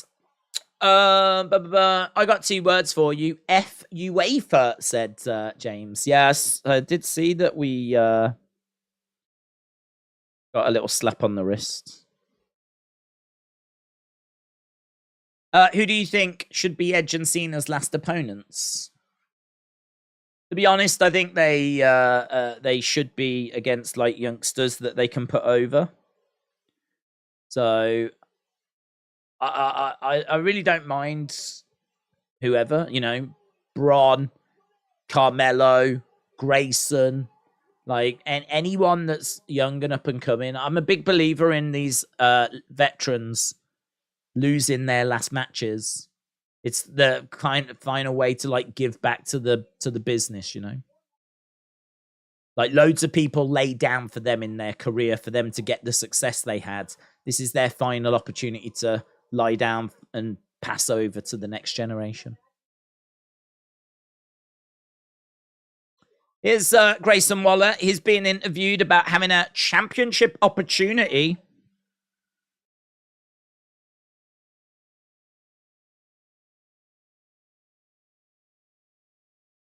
Grayson said, if I had longer than 15 minutes, I would have beaten Edge.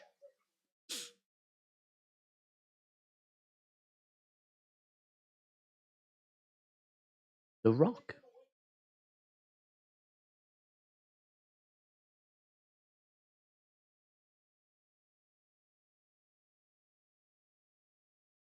Dude, The Rock.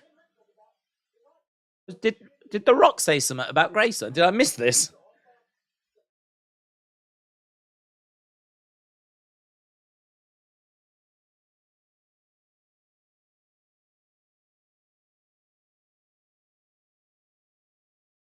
If you smell what I'm cooking.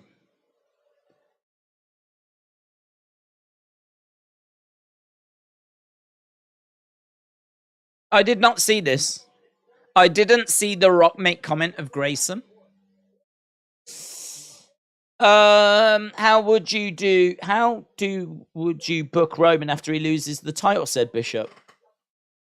Well, to be honest, I'd need to know what we're doing with Solo.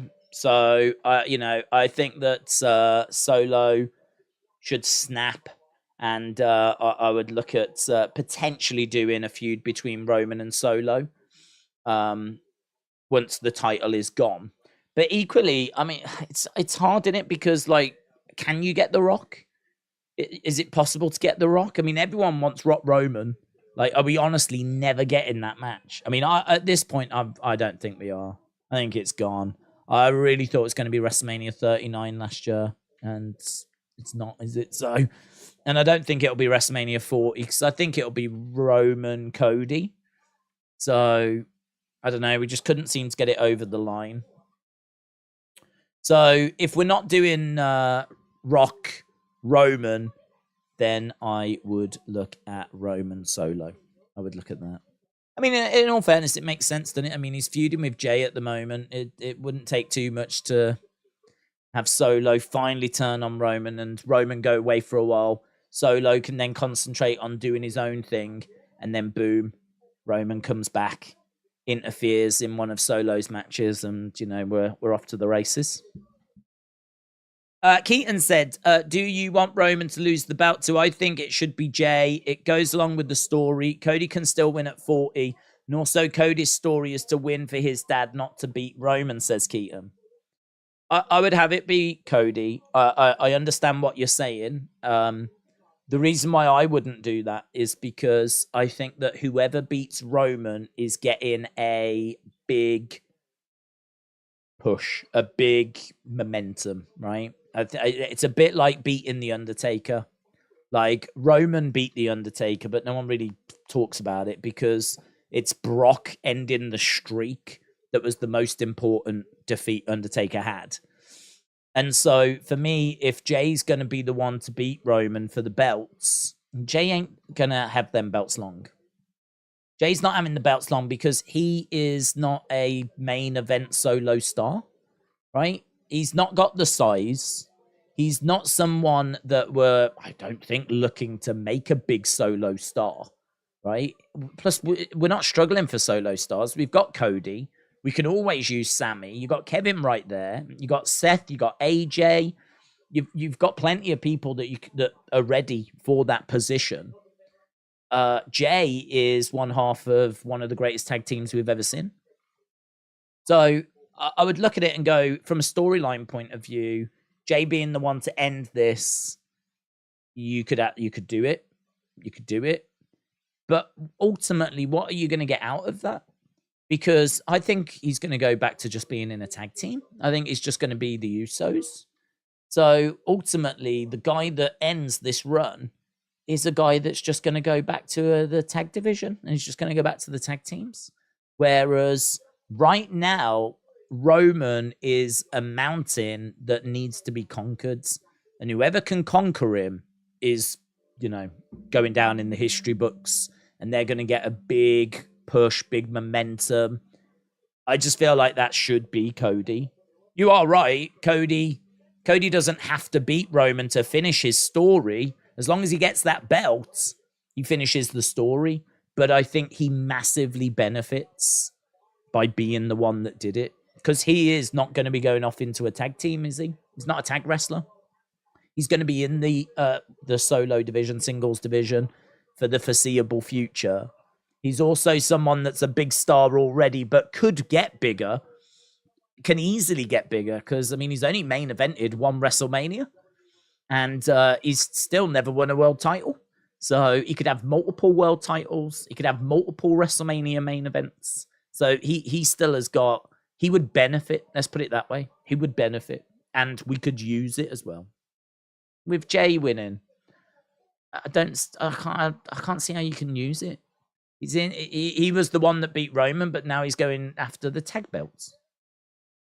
So I don't know. They might do it. They might have Jay be the one to go over, but I wouldn't book that. I would have it be Cody.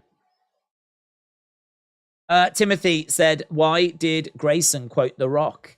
Don't know, but Timothy, I don't know. I was just wondering that as well because I said, did I miss something? He said something about how The Rock had made some comments about him.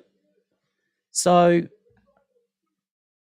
Grayson mentions The Rock, and if he wants clout, he knows where to find him. Grayson called out The Rock. Grayson cooked The Rock for ducking Roman. Grayson mentioned The Rock cares about him rather than his own family. Grayson just cooked The Rock on TV. Grayson name drops The Rock. That's interesting. Grayson Waller drags the feud. Rock, he's so real. Rock reference. They've got to get The Rock on Grayson Waller effects. Grayson just called out The Rock. I wouldn't read too much into that because of the fact that if you mention The Rock, you are going to get a buzz out of people for free. You're going to get trending for free. So if The Rock has started this by making some sort of comments, and which I'm just looking for, to be honest. On screen right now, we've just got last week. We've just got last week's Roman segment.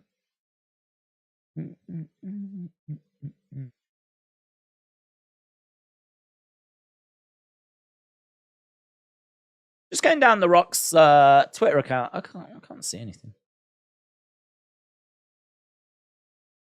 Things were said in social between Rock and Grayson, says Maine. Let's try and find them. Rock slams Grayson Waller. Grayson Waller takes a shot at the Rock with a cringe outfit. Oh, here we go. Yesterday. So this was yesterday. Dwayne "The Rock" Johnson roasts Grayson Waller after Rising Star ripped into Legend's wrestling debut. Dwayne "The Rock" Johnson has tried to shut down WWE star Grayson Waller as the two have engaged in a war of words on social media. The wrestling legend turned Hollywood megastar has taken the bait after the rising Aussie star poked fun at Dwayne's original WWE SummerSlam debut at Madison Square Garden in 1996, mocking his cringe outfit. Waller just had his own first main roster match at MSG, and he went toe-to-toe with Edge. Can you imagine making your debut in Madison Square Garden of all places, and you wear something like this? I've got to put this on. Oh, my God. So there's a picture of Grayson holding up The Rock's outfit from Survivor Series, saying, can you imagine making your debut in this? This is so cringe. And then he does a poor impression of the People's Champion. And he put it on as well. He put it on. He put on the thing. That must be the actual one, I'm guessing. I don't know. The tassel's a different color. The tweet caught the eye of The Rock. The Rock put, man, you're right. That outfit was cringe. Here's what's more cringe. The fact you look and sound like you dropped out of some jabroni's balloon knot. Resting comeback. Nice haircut. You Outback jack off. P.S. My cringe debut outfit was all Triple H's idea. Laughing face. He just threw Triple H under the bus. Wrestling fans around the world will be reading that reply in Dwayne's signature style, and we can only imagine how a battle on the mic would go. Waller wasn't done, though. He teased the actor for his 1999 schoolyard insults. Blah, blah, blah, blah, blah. Well, listen, if they can get The Rock to do a Grayson Waller effect at SummerSlam, imagine that. Imagine that.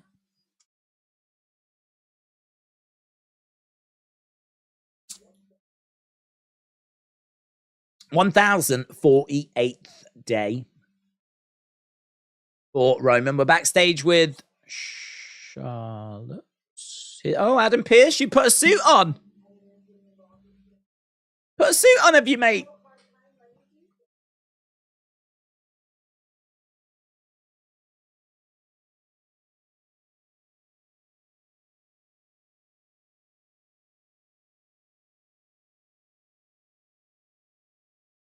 Okay, so Charlotte's leaving.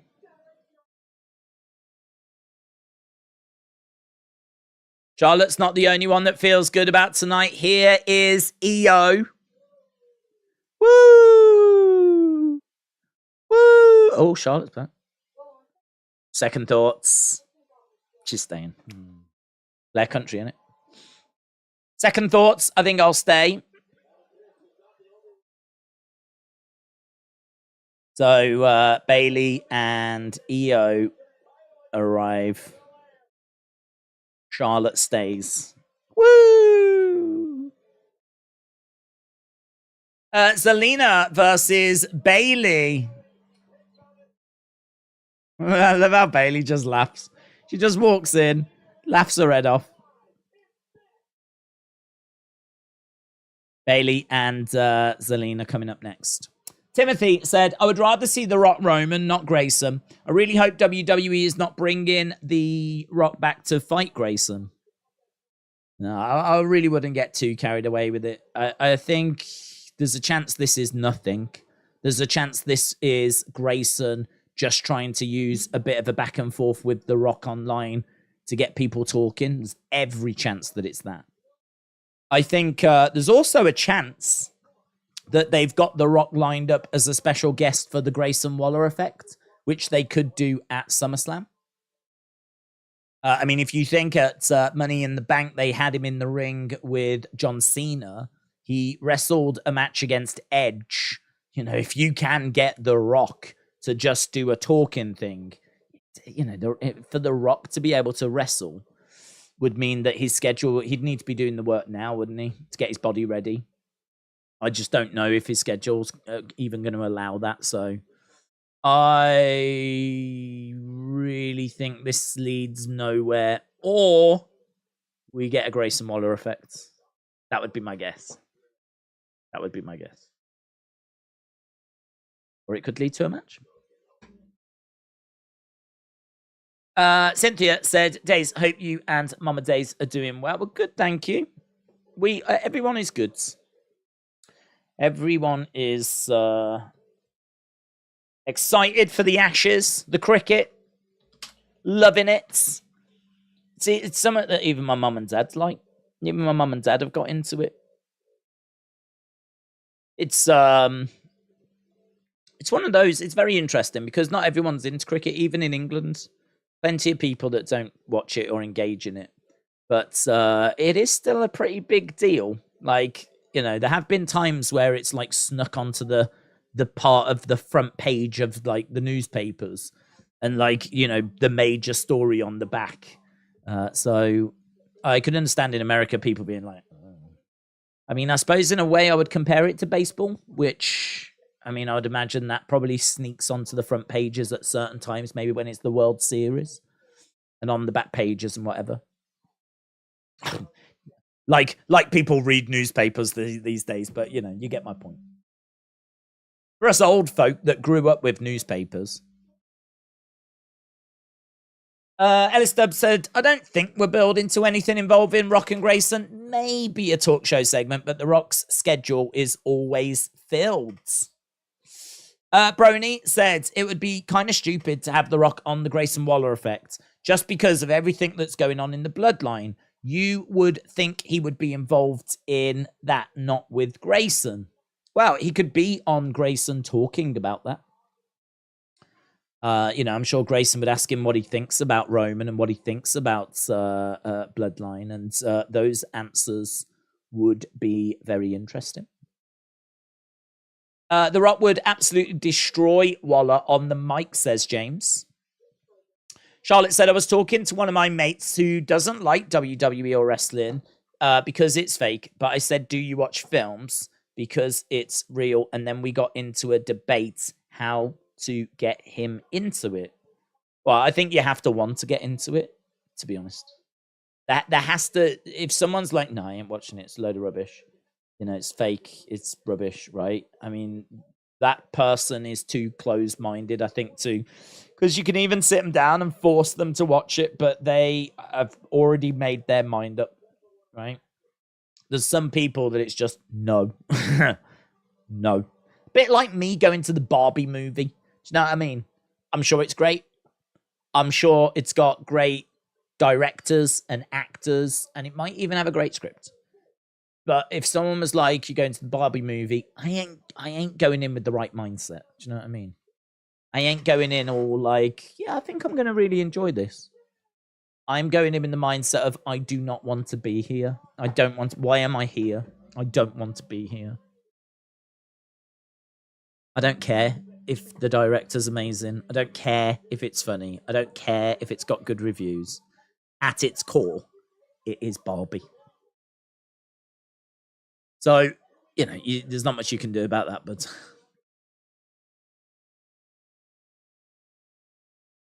we're seeing 2 weeks ago, Bayley chopping off Shotzi's hair. Choppity chop chop.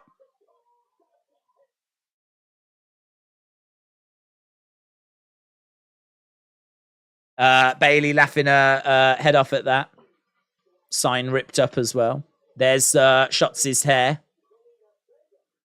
She going to take her hair as well? Is Bayley... Are we getting Bayley the Barber Beefcake? Bayley the Barber Beefcake. That's what we need. Dun, dun, dun, dun, dun, dun, dun, dun, dun. Yeah, she's come out with like hedge clippers. Oh, these poxy little scissors that she used on Shotzi.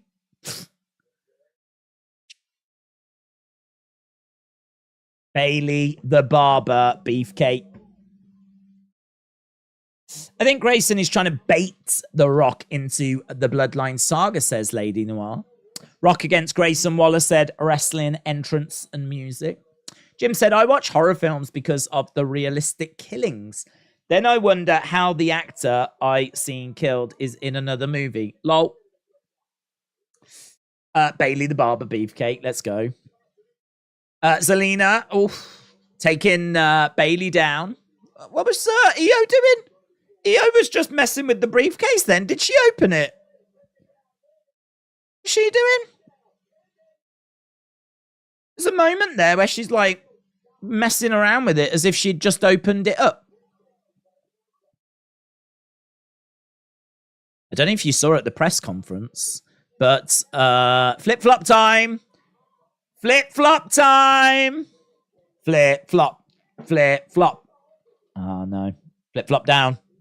Flip-flop's gone down. Flip-flop. Selena's got the flop. She's going to flip her with the flop. Ah! Flip-flop, flip-flop, flip-flop, flip-flop, flip-flop, flip-flop, flip-flop, flip-flop. Oh, man. Selena goes over, grabs Bailey. Zelina goes down. Bailey was on the outsides. Plant Zelina. 1, 2, 3. Well, that flip-flop didn't help you much, did it, love? Want to get a real weapon like a sledgehammer? Just saying. I don't remember Triple H coming down with a flip-flop. Oh, the hair was in it. Oh, that's what she was doing. The hair. Oh, she's playing it as a guitar. Dots is on screen.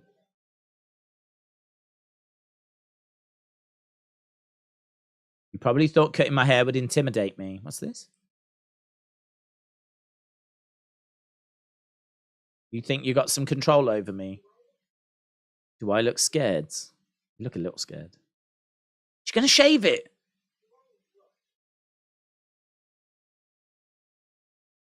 Do I look like someone you can control? You look a bit angry. You do look like she's got to you, in all fairness. I mean, you are shouting and you are coming across a little bit creepy, to be honest.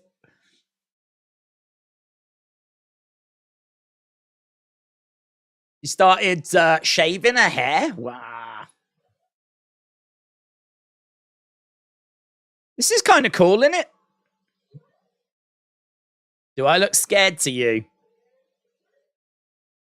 You're scared. She's in control. Is that what control looks like?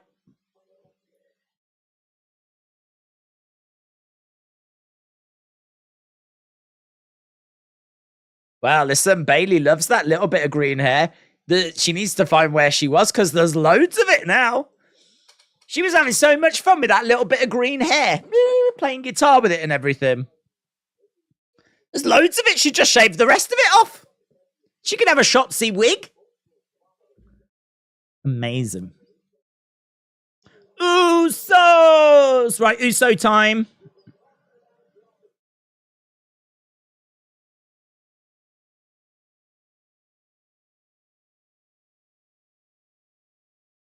That's her dark side.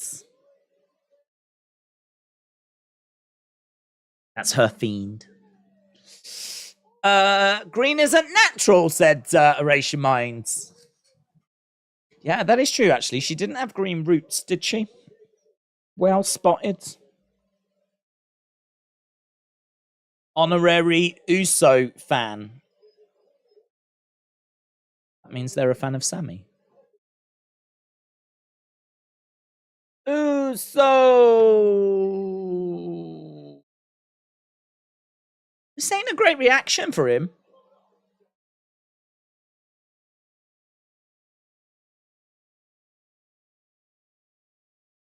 Don't know, man. People weren't going bananas for Jey there. Shotzi is channeling her inner Serena Deeb of the Straight Edge Society. Days, maybe now we can reunite Sammy with the Usos. That'd be nice. He could be an honorary use again, and then he can go back to trying to make Jay laugh when he doesn't want to laugh. We probably should do something different and new, though, but that was so fun. Days, did you hear about the AEW Fight Forever game? It's gone. Oh. When it disappeared. It's produced by the WWE video games. It's by THQ. Should AEW name AEW 2K? Is that the same as WWE 2K? I don't think it is produced by the same people. It's different people in it. I'm pretty sure it's different people. I don't believe it's 2K that do the AEW video game.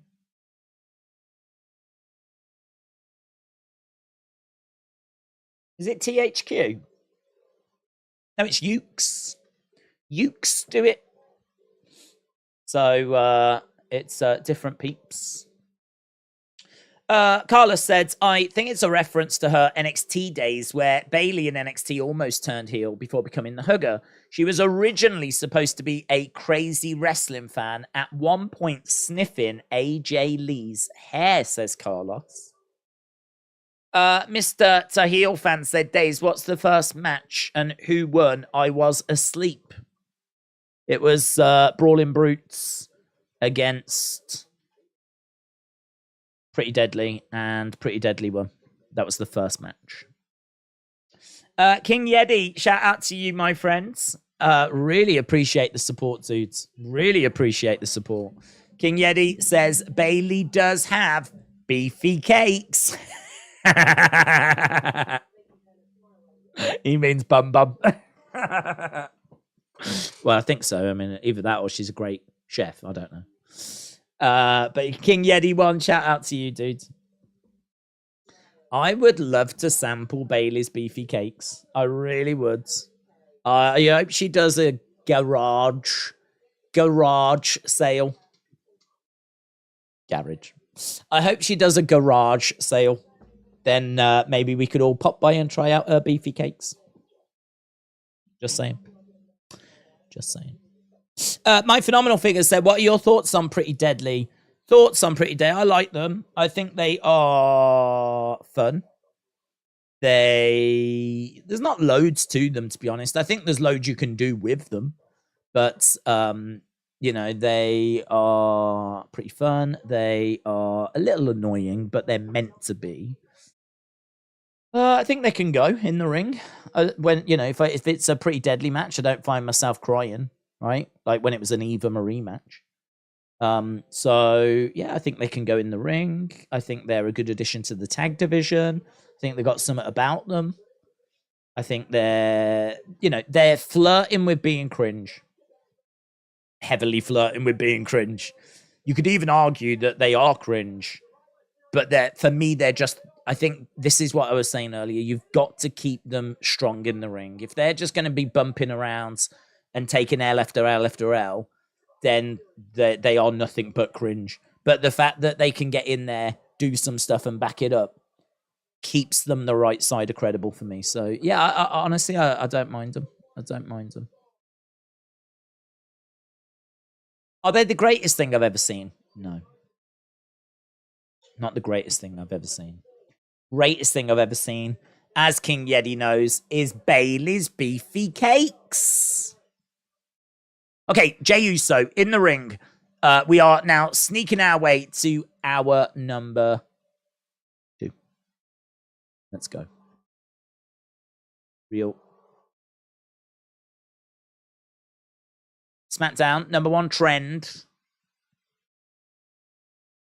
Uso, Jey, in the ring. Are we getting an update? Uso. Big Uso chance. Come on, Us. What you got, Us? What's happening, Us? It's not a position he's used to being in, is it? He's got no one there. He's He's got no safety blankets. It's all on his own.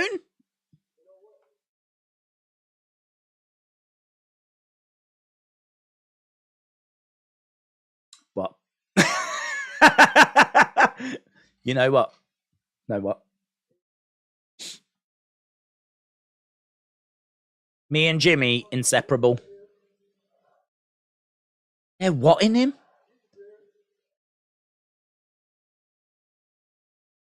If he's there, I'm there. What? I just sense this crowd are not massively into Jey.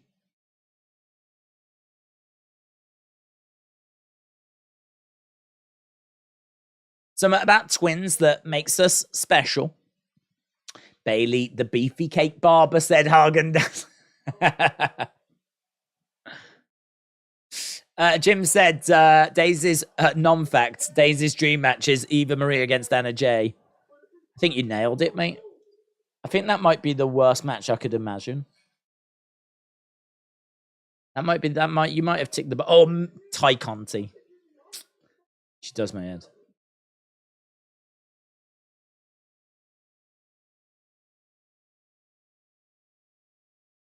I respect the hierarchy. I respect the culture. I respect our grandparents.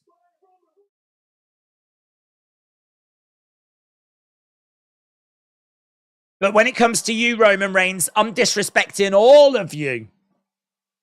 Your head, your shoulders, your neck. I'm going to spank you like I did last week. I don't remember that. Do you remember that? I don't remember that.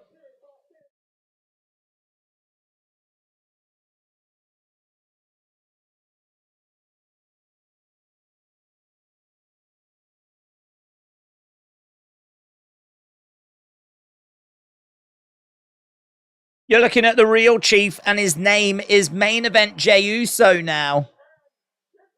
Here's Heyman. Here's the wise man.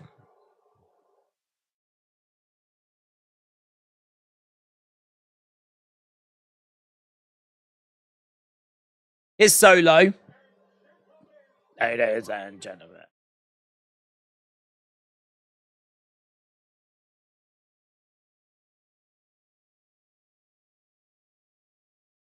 This is the enforcer of the Bloodline.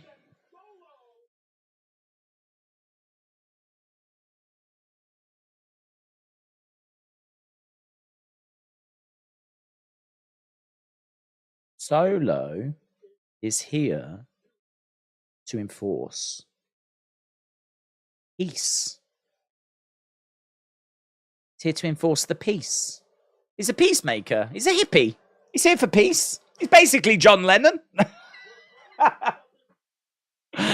All we are saying, give Solo a chance. Oh. What the hell does that mean? What the hell's a Dolo?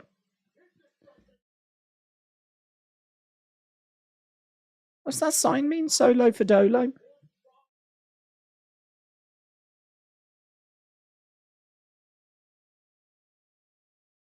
Next week, on SmackDown, you and Roman will be face-to-face on FS1.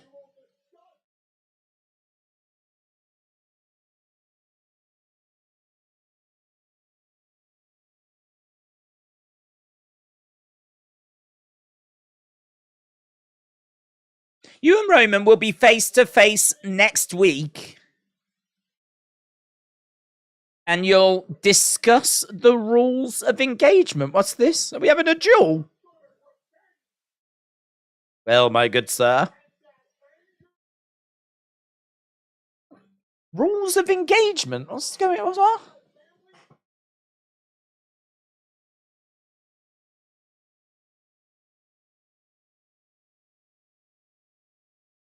Oh, well, Jey, if you are a tribal chief, punch him in the mouth, because I don't know what he's on about. He's on some kind of medieval stuff.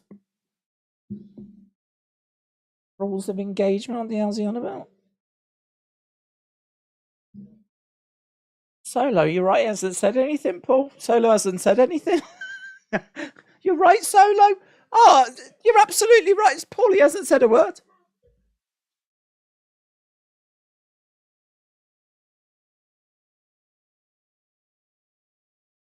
Jay, don't you understand? What happened at Jimmy is all your fault. It's your fault, Jay. Jay, it's your fault. Jay, when will you realise? You opposed Roman. You was going to be the protector.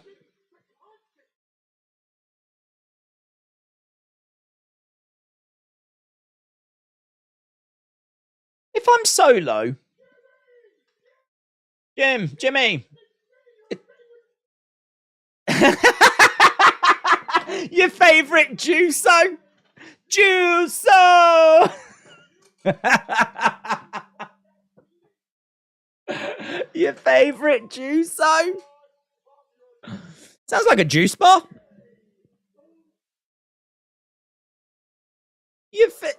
Jimmy, it's me. Your favourite Juso?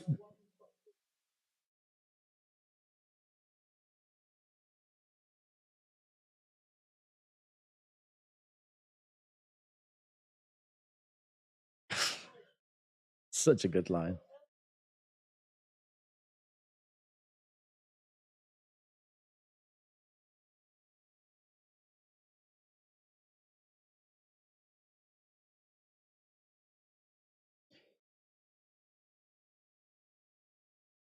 Your mother will never forgive you.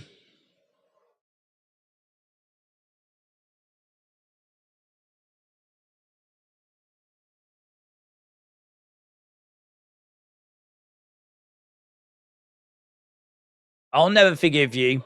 Roman will never forgive you. No one's going to forgive him. Yeah, if I was solo, all this talk about Jay being the next tribal chief, blah, blah. Sorry, I'm here. Am I invisible? Am I Mr. Invisible?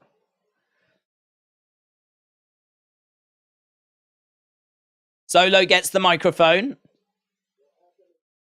What happened to Jimmy? That's all on you. What happened at Jimmy? That's all on you. Solo says to Jay.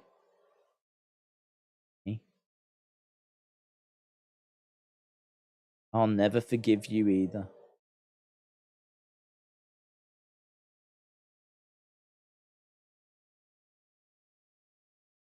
Oh! Now we've got Solo and Jay going at it. Solo and Jay going at it. That was captivating, wasn't it? What happened to Jimmy is all on you.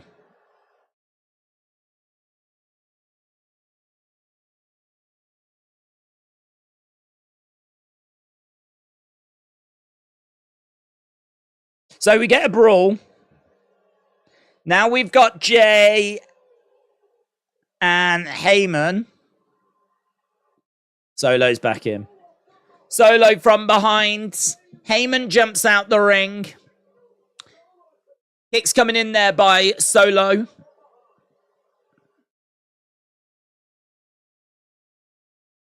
The enforcer. So, Spike couldn't get it. Jay takes him down. Jay against Solo is a really good match. Look at Heyman trying to... Oh, super kick!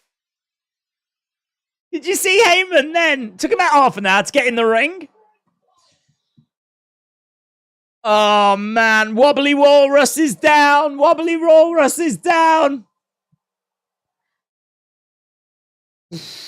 We should do a poll. How long is it going to take Heyman to get back to his feet? Look at him. He's just rolling around. He's just rolling around on the ground. Super kick to Heyman. He should be out, surely. He just got super kicked. He should be out. Has he managed to get super kicked and survive? One more time from the...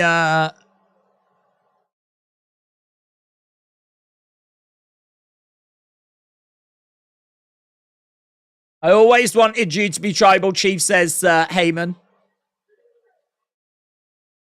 Jay picks up the chair. Solo getting back in again. Shot to the midsection. Shot to the back. Heyman gets out the ring. Solo gets out the ring. I thought Solo would be a bit better protection for Heyman. Oof, I tell you what, Heyman's in danger of having an aneurysm here.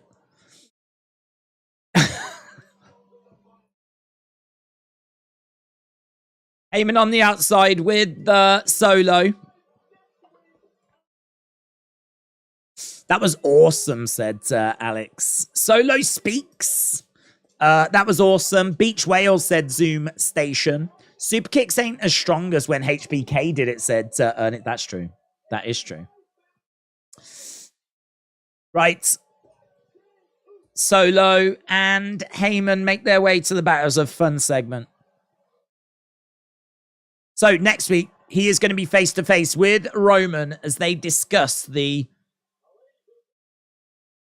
Battle of Engagement, Rules of Engagement, whatever it is. Main event is Asuka and Bianca for the Women's Championship tonight. Oh my God. Oh my God. Oh my God. Bianca is backstage with... it's kind of fun to see Jessica Carr being in a little segment. Jessica Carr's like, yeah, listen, I got this. I know what I'm doing. A-Town down. A-Town down. A-Town down. A-Town down. Here's Austin Theory. We haven't had any like commercial break. We haven't done halftime scores. A-Town down. Theory making his way down to the ring. All day. Heyman went down like a beach whale. Halftime scores.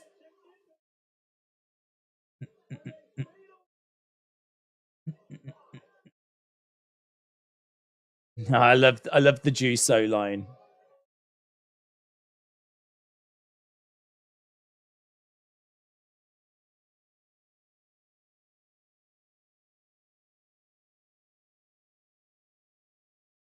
I love that Juso line.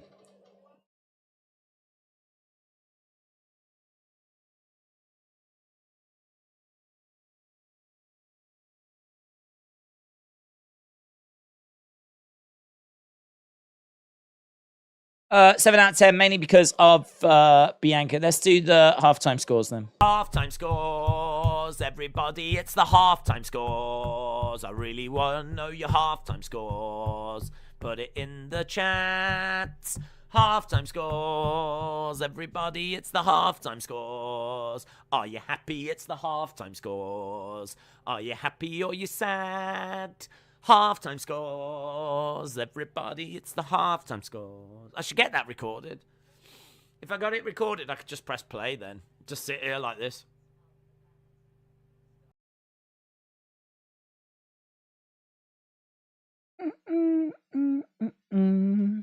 Right. Mitchell said 7.5. Ray said 7.25. Seth says 8. Izzy Girl said 6.5. Jordan said 5.25. Trini with the 7.25. Arborus with a 7.5. Virus with the 10 out of 10 for Heyman being super kicked. It was a weak sell. It was a bit of a weak sell. But I think he had to sell it weak. So I think they were threatening doing a second. So if he had have sold it the way he probably should have sold it, they couldn't have threatened the second. 8 out of 10. Juso is a great line, said King Yeti. Lucifer with the 7. WWE fan with the 7. Alex Fairweather with the 8.5. Sniper, Jude Zilla with a 4. George with a 2. Zoom Station with a 6. J-Bone with a 7. UK Gabba Head with a 7. Richard with a 6. Main with a 7. Ramona with 10 out of 10. Got some big scores. I tell you what, people seem to have really enjoyed this. 6.5 out of 10 Shotzi hair strands, says Sam. 8 says Alexa Bliss Gamer. Smurfy said 7 wobblies out of 10. J-Bone with a 7, Zoom Station with a 6, George C with a 2, Sniper Judezilla with a 4, Alex Fairweather with an 8.5.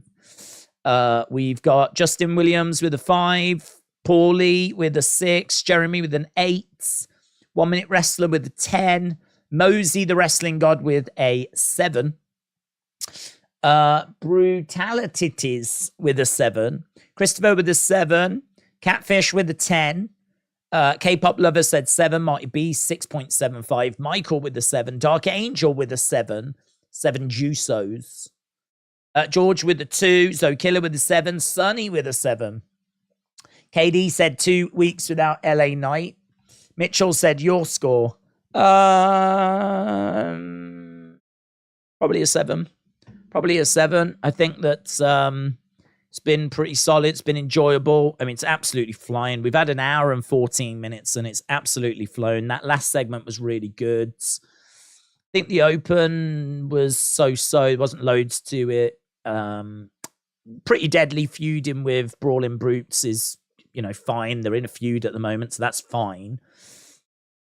But, I mean, I don't know. It's not one that we're probably going to go back to. Bailey Zelina didn't have much to it. So those, I think, would be some of the criticisms. But, I mean, that last segment was captivating. The Shotzi thing was amazing. I think the Rock mention is interesting. It certainly got people excited.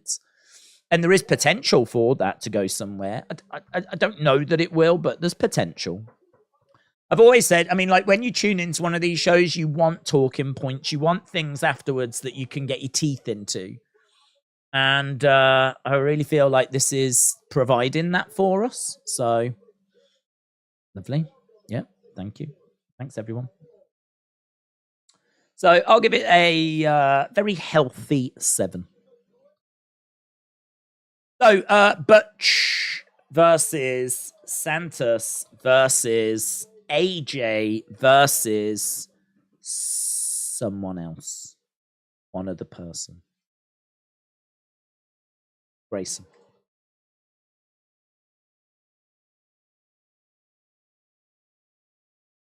Boom. Someone at ringside has a sign that says Roman Reigns fears Jungle Boy. Do they? That's fun. I mean, to be honest, I don't know that he doesn't. I don't think he does, but I mean, he could do, couldn't he? Could do. I've never heard him talk about Jungle Boy. Actually, he's never mentioned him. So he is staying away from the topic. Wrestling is a great sign. Right, well, big Fatal 4-Way here. And the winner is going to go on to a final against whoever wins Fatal 4-Way next week. We believe LA Knight's going to be in that, but we haven't seen that yet. So, Santos, Butch, AJ.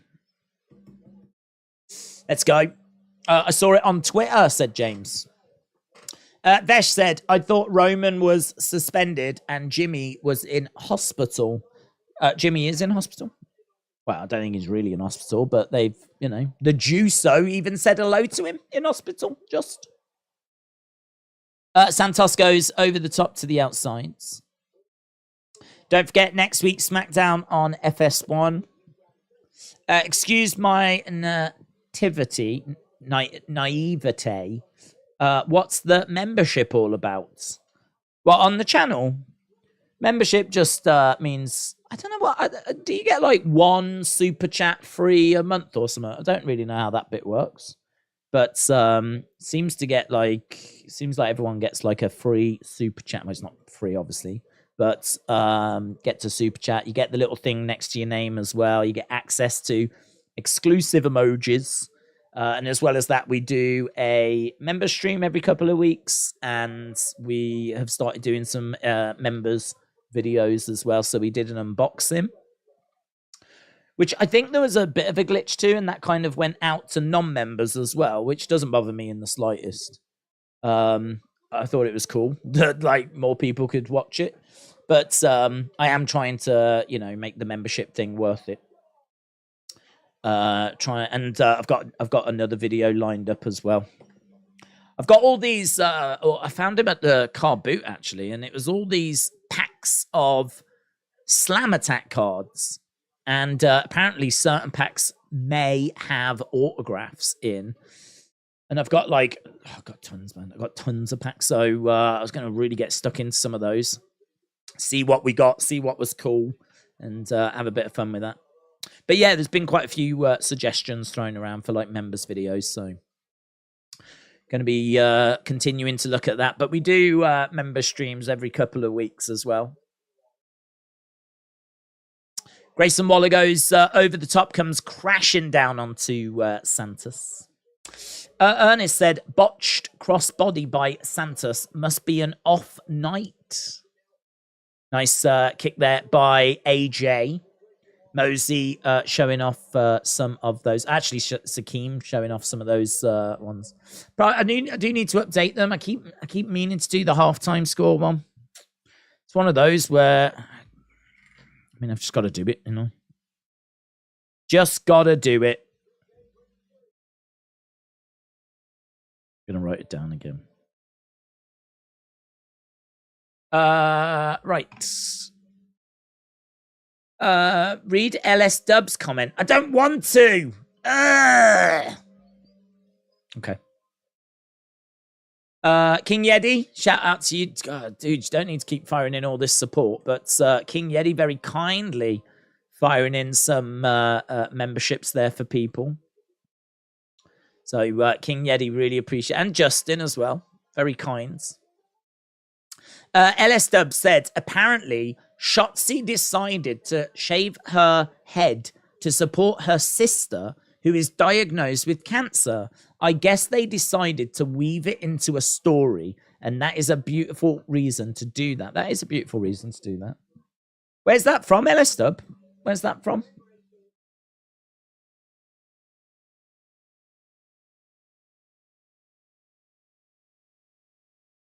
That is... I can see Wrestle Ops. Those that didn't know, Shotzi's sister has cancer, so she's undergoing chemo. Shotzi decided to shave her hair, presumably in support. That's really cool.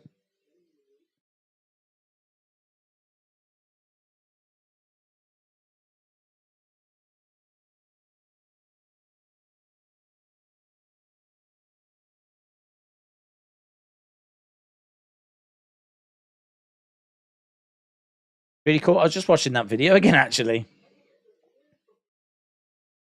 It's good when they find a way of, it's good. That is such a big thing for her, that for her to just come out and have the head shaved, you would think, we could have done something with that. I know it's not the focus, in all fairness. But I think it's good that they are still using it. Excellent segment with Jey Uso, Paul Heyman, and Solo Sikoa. Jey has grown these last 3 years as an in-ring talent and on the microphone. The crowd popped when he super kicked Heyman. Right. I hope LA Knight comes out at the end of this fatal four-way, says Isaac. Wouldn't it be funny if they came back from commercial and the ref holds the winner's hand as for Shotzi? That is a beautiful thing. I saw people talk about it on Twitter, says Ellis Dub. Do you think Bianca will turn heel tonight? Don't think so. Don't think so. I can see it being a frustrating night for her. But I think she goes into SummerSlam as a challenger. She's going to be on that card. Thing is, you've got Charlotte that needs to be on the card. You've got Bianca that needs to be on the card. Asuka's the current champion. You can always get Io and Bailey on the card by having them come down to cash in, you know? So I don't know if we're going to do a triple threat or a fatal four-way, or I don't know how we're going to do it, but it feels like that's where it's going. Feels like that's where we're going. Quick knee strikes coming in there by Grayson Waller. Did Jey Uso win? He just did a promo. Bianca is a win. Tricks to KOD. Lose Asuka. EST. Go, go. Where is LA Knight? He might be there. I don't know. I don't know that he isn't there. Austin Theory on commentary says he beat John Cena at WrestleMania, just continuing to gloat about that victory, as he should. Although it wasn't a great match.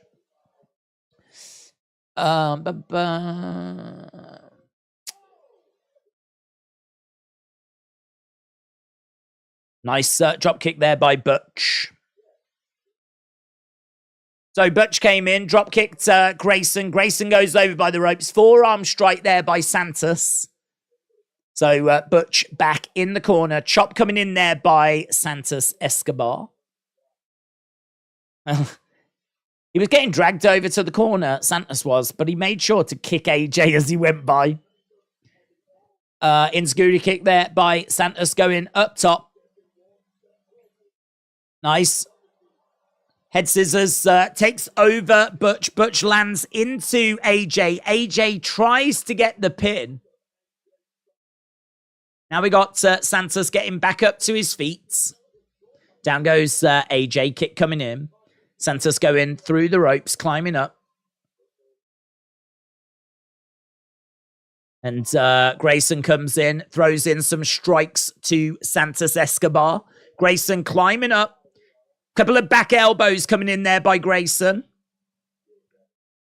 So everyone is in the ring at the moment. Enziguri kick there by Butch. Grayson in the corner. Shot coming in there by Grayson. I feel like Grayson could get this. They're really backing Grayson. Right now we've got AJ, Butch looking to superplex Grayson. Escobar is up top as well. What's he going to do?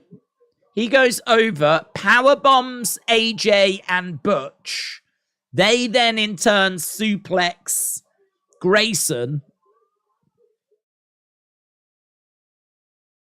Lots of spots in this.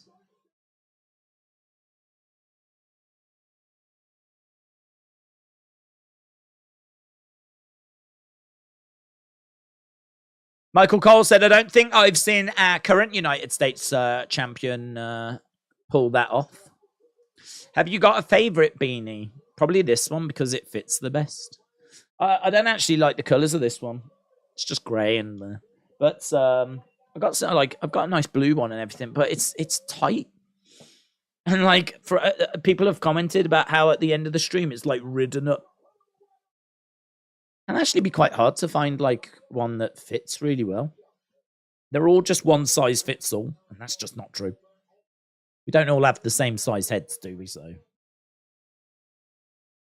mine's like all that wrestling knowledge. It's massive. Right, we got Santos, AJ, Butch, all in the ring.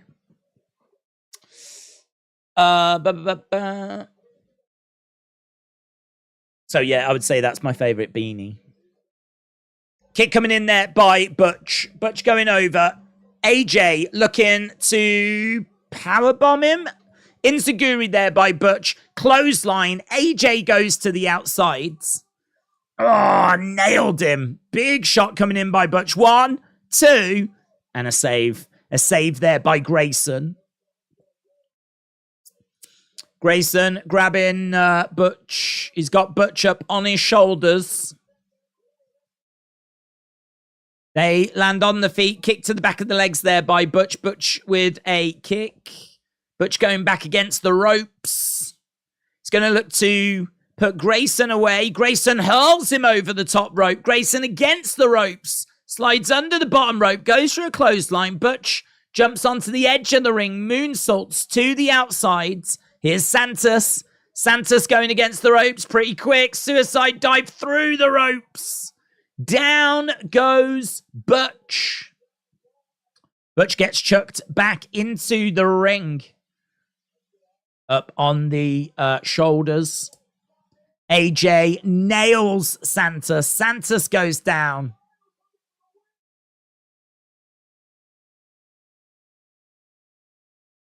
Backstage, we've got Gallows and Anderson being attacked by Karrion Kross. So AJ was about to win this. But Gallows and Anderson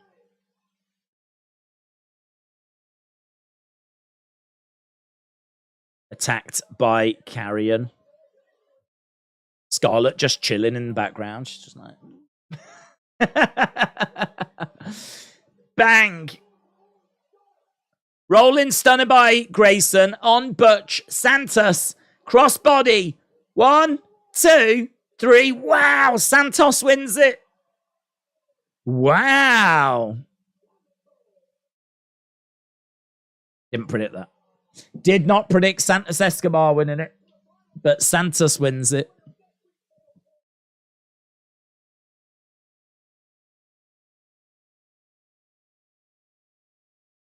You wish you had a chance, says Austin Theory. Backstage, we've got Jessica Carr, we've got Asuka, we've got Adam Pearce. That match coming up next. Wonder what he's saying. Next week, FS1. SmackDown on FS1. FS1 will be acknowledged. The rules of engagement. Oh, God, that graphic was too quick, but LA Knight was in it. That was way too quick. What's this? AEW? What's this? It's like, here's the graphic. It's gone. Do you want to know what the four-way is? There we go. No, I've took it away again. I saw LA Knight. I saw Sheamus.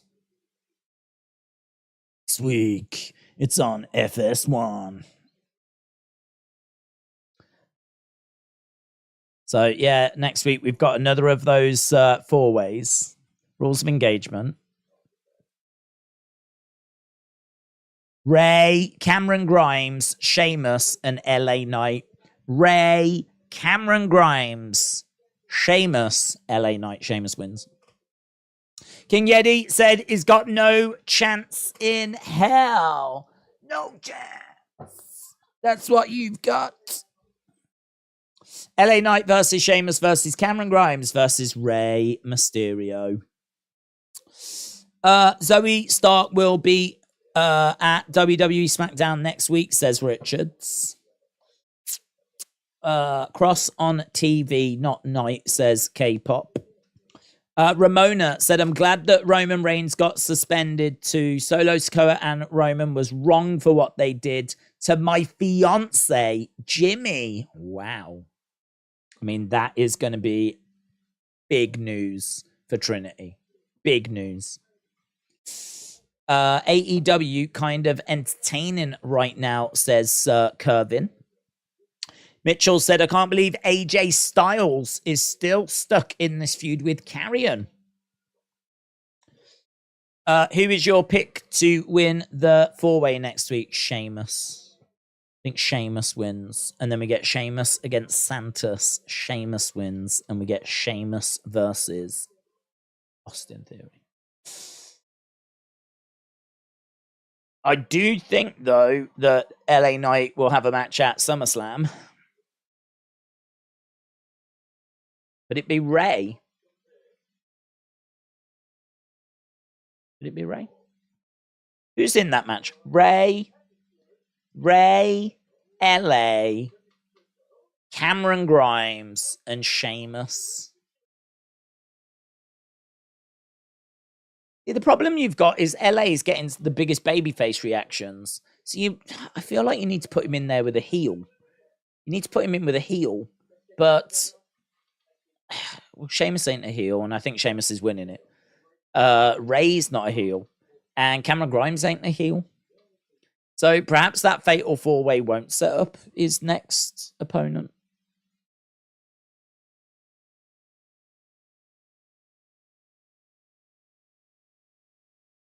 I don't know. We'll have to see. Got 1 week to find out. Theory already beat Sheamus twice. Yeah, but he didn't do it clean, did he? He did it in a screwy way. He did it in a way whereby they're in a feud and that feud is continuing. Well, it feels to me like it's continuing because we've just done Sheamus and Ridge against Pretty Deadly, who are Theory's minions. So I feel like this is the feud, unless they're going to do a hard turn because of the fan reactions for LA Knight. But feels like Austin Theory's in a feud with Sheamus at the moment. Is Michin Legend Killer? Shout out to you.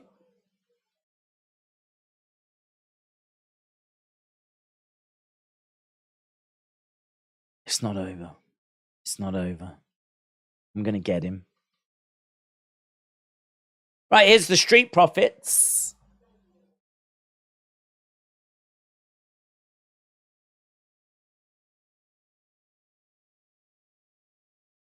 Who is it?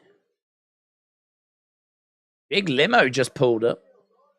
Is it Vince? People will go crazy if it's Vince. They'll be so excited. Bobby! Bobby! Bum ba ba dum. Bum ba ba dum. Are you ready to talk? Bobby and the Street Profits having a word.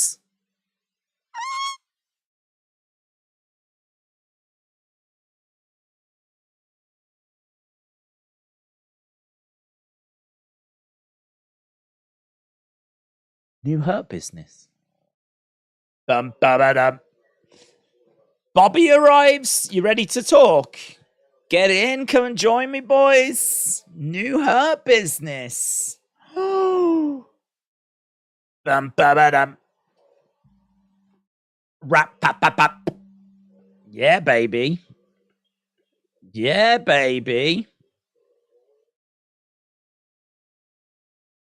Is that I think that is video worthy, you know? I think it is. I think it's video worthy. We ain't sim pips. We ain't sim pips. In a hot minute. Right, we just got next week's competitors talking about so you LA Knight fans, you're gonna get some LA Knight, I would imagine.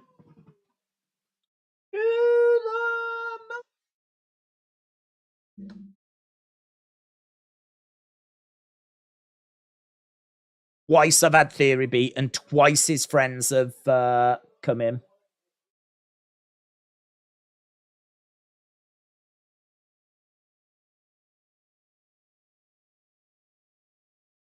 Bring it on, fella.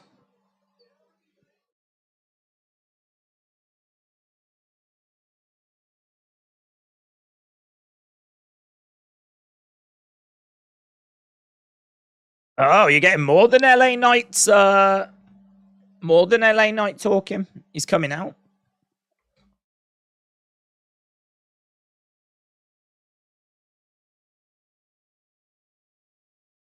I think LA Knight is going to do his in front of the audience, is he? I mean, look, if WWE are aware of what they've got.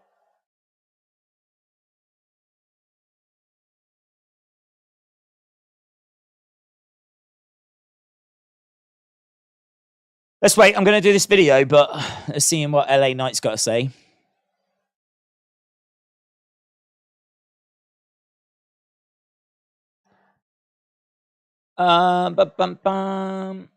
Did you see Bray's logo on the license plate? No. License plate of the car? License plate of the car?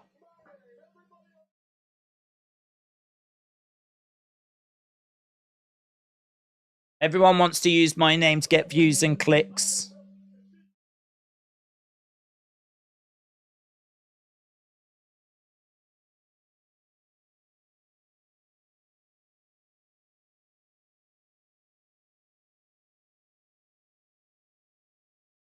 No.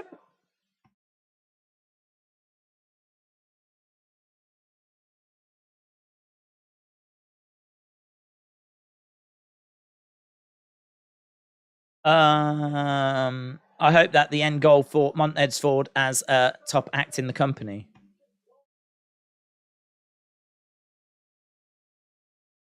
You can call me the megastar. You can call me the GOAT.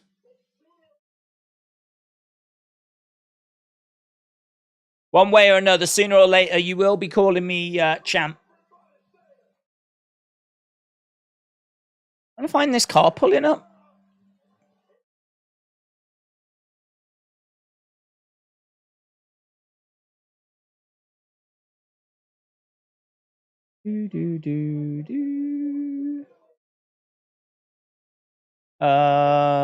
Hurt Business Art back.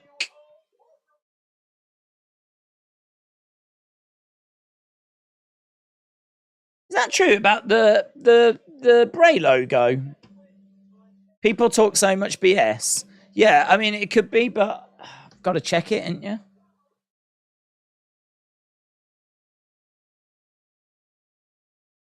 I never needed you at all. Down, I want you to fall down. I never needed you at all. That's incredible.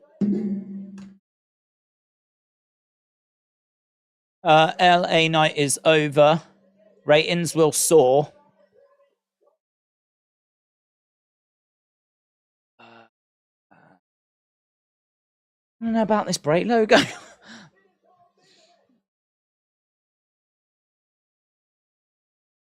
Okay, so main event coming up.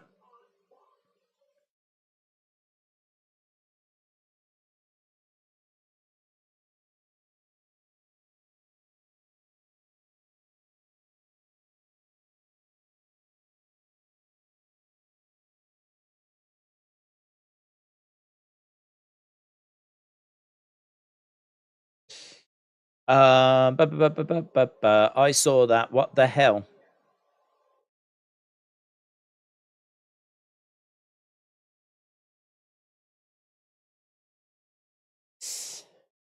Botched Bianca theme.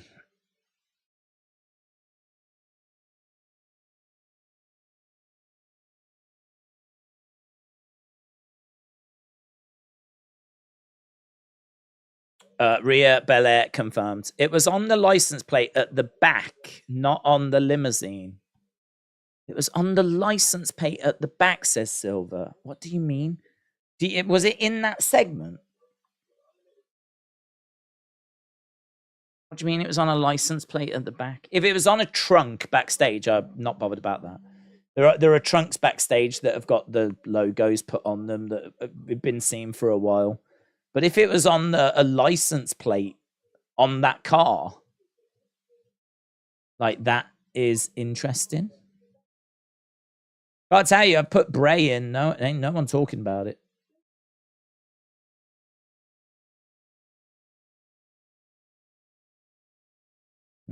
Ain't no mentions of it.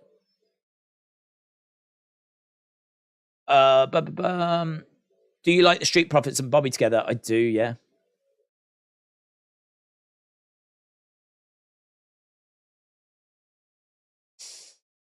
Right, we are just at commercial break. We've got 18 minutes to go. We need Bianca to join the new Hurt Business and have a match with Judgment Day. That'd be sick, man. Oh, God, that'd be so good. New Hurt Business said Rob's Lashley, Profits, Bianca. Amazing. Love it. Amazing. I went back. There is nothing. They're trolling, said James. Okay. Well, I'll do this video then. I'll have to have a look into it further, but I keep waiting to do this video.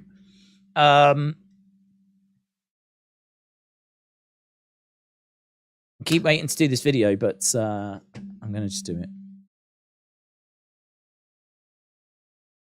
Exciting news coming out of SmackDown. A stretch limo of some type, some degree, pulled up in front of the Street Profits. This was really exciting because, honestly, we didn't know who this was going to be. And when we found out who it was, I would argue it got even more exciting because out stepped Bobby Lashley. Now, Bobby Lashley, we haven't seen him in months.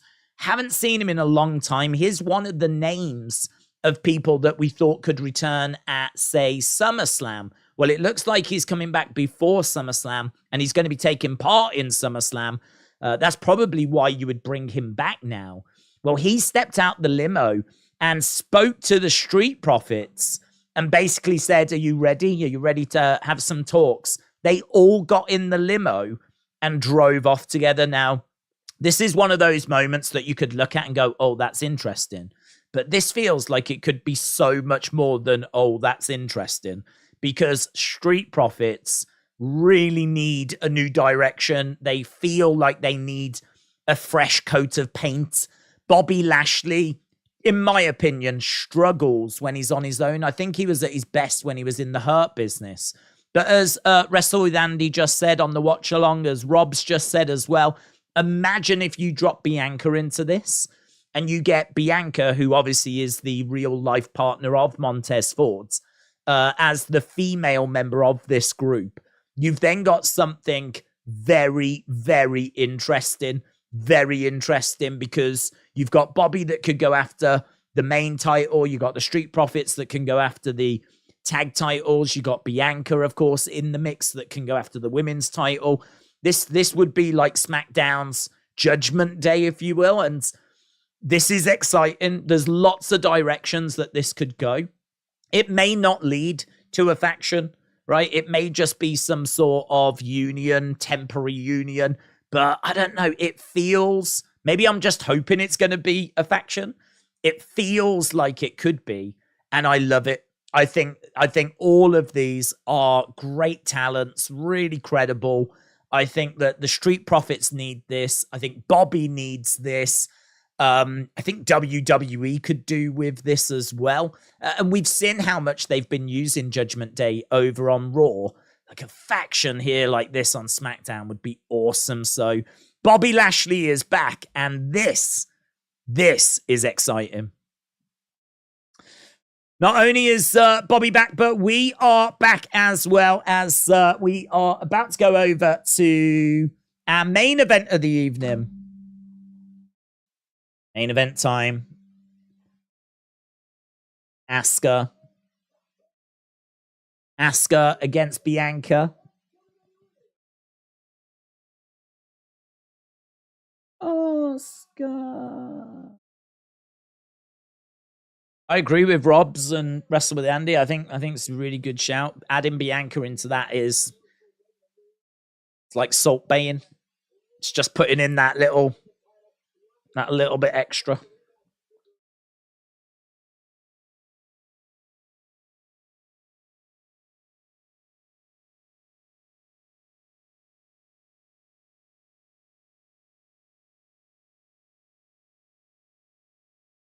So Bailey's got a ticket.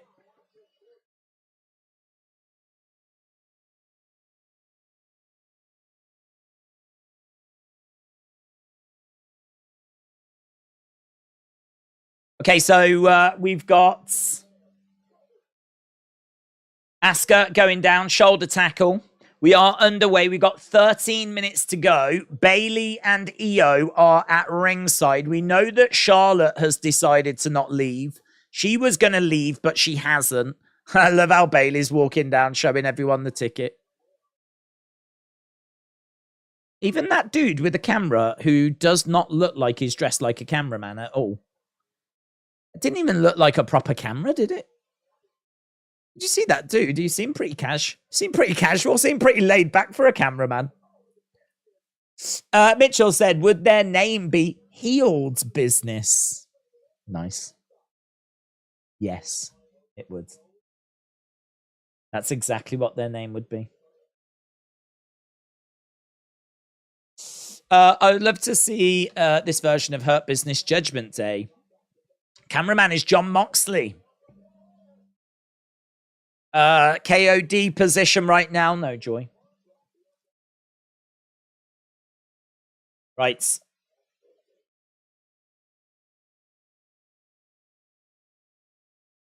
I know, like, some people might not think it's a big deal, but I really like Bobby.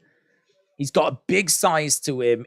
He looks amazing, but there's always been that little missing thing. And as we said, he was so good in the Hurt Business. Now Charlotte's come with a ticket. So good in the Hurt Business. We've been waiting for the Hurt Business to reunite. This is great for him. I'm really pleased for him, and I'm really pleased for the Street Profits as well. Great tag team that honestly have just lost a bit of sparkle. The red cup's falling down. We want the smoke, all that kind of stuff. It's run its course, but we've had years and years out of that. Do you know what I mean? Like, no wonder it's gone stale. That's been their gimmick since they arrived.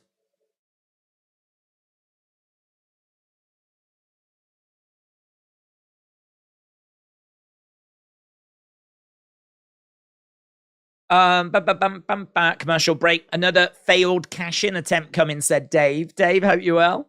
Bembo said Survivor Series Hurt Business against Judgment Day War Games. Silver Bandit said, I went back. I was mistaken. I've just been paying attention to the background for too long. Silver Bandit, no worries. Honestly, if they are honest mistakes, I really do not mind. Doesn't bother me if people think they see something and we have to look at it and it turns out to not be true. That's not a problem. It's if people are going to be like starting to troll and starting to say stuff's there when it's really not, then that's when it would be a problem. So you're fine. I'm glad that I just know, because obviously I have to think about like the recap video. I'm always thinking about that as well. So I'm glad that we got it cleared up.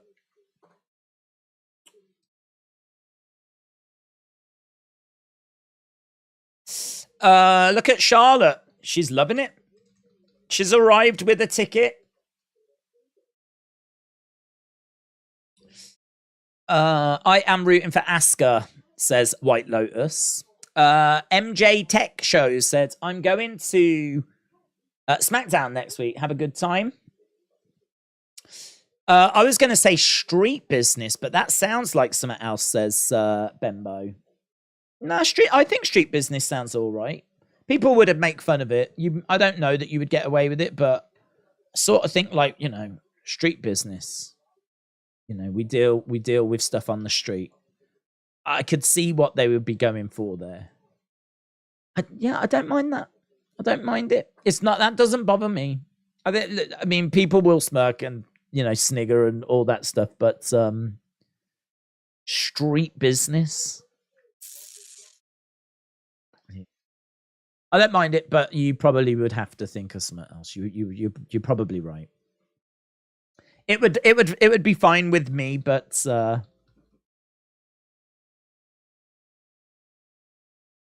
I don't think that in this social media age they would let that go, to be honest.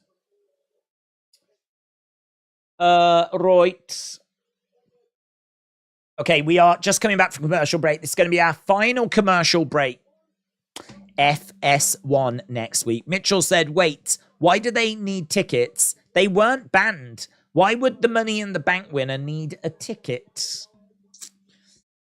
I feel like... weren't they asked to stay away from ringside? I know Bianca was, and she was at ringside with the ticket. I feel like Adam Pearce probably told them to stay away from ringside. But they've come down with tickets to say, look, we're just fans, we're just watching. It's true, though. I can't quite recall that conversation happening. So, I mean, you're not wrong. Right. We are underway with this, and it is for the Women's Championship.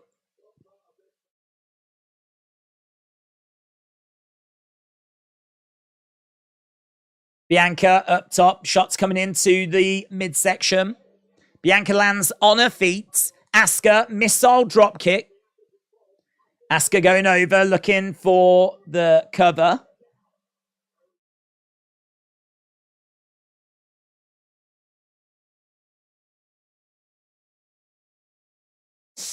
They could also be mocking Bianca when she brought her ticket, says James.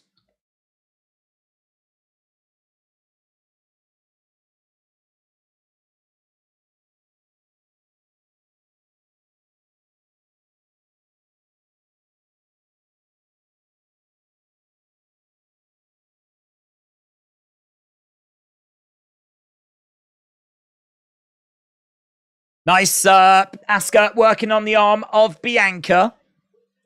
Bianca grabbing the midsection of Asuka, picking her up. Powerbomb, maybe? Shots coming into the heads. Spinebuster. Asuka chucked down. Bianca looking for the cover. Asuka gets her shoulder up. We've only got 6 minutes, actually. We're not drowning in time here. King Yeti said, guess it wasn't sold out. Bad luck, WWE. Yeah, that's true. Well, in all fairness, they do get some comps, don't they? I'm sure they get access to the comp tickets.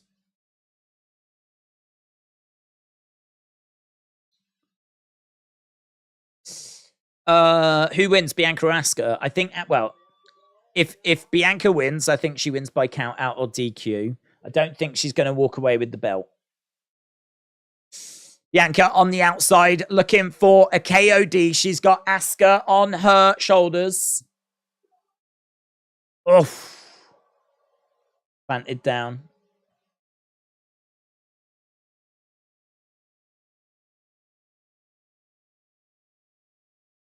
We've got Charlotte jumping over the barricade. Here we go. Boot. Down goes Bayley. Bayley goes down.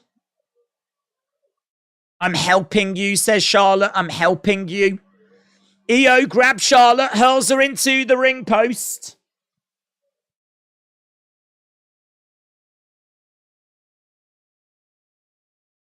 Oh, no. And now Charlotte spears Bianca.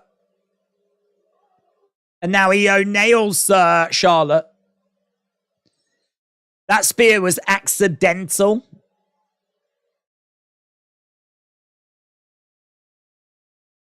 Shall I cash in? Shall I cash in? She's saying, shall I cash in? That Asuka's down. Shall I do it? Bayley's like, oh, they're getting excited. They're talking of doing it. Bayley says it's time. Here we go. Asuka in the ring.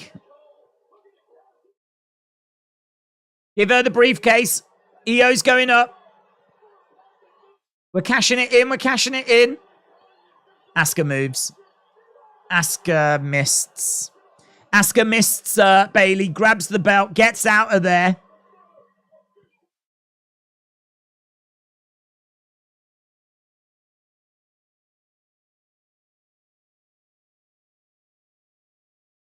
So Asuka retains. Bayley gets misted.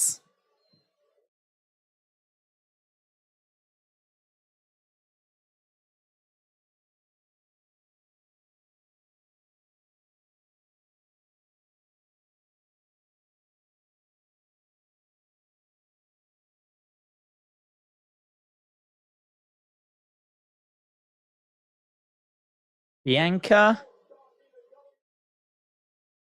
So they're all stalking the women's champion. So Michael Cole just went through a bit of a list. I thought it might be interesting if he only named certain people, but he named everyone. Bayley, EO, Charlotte, Bianca, all stalking the current champion.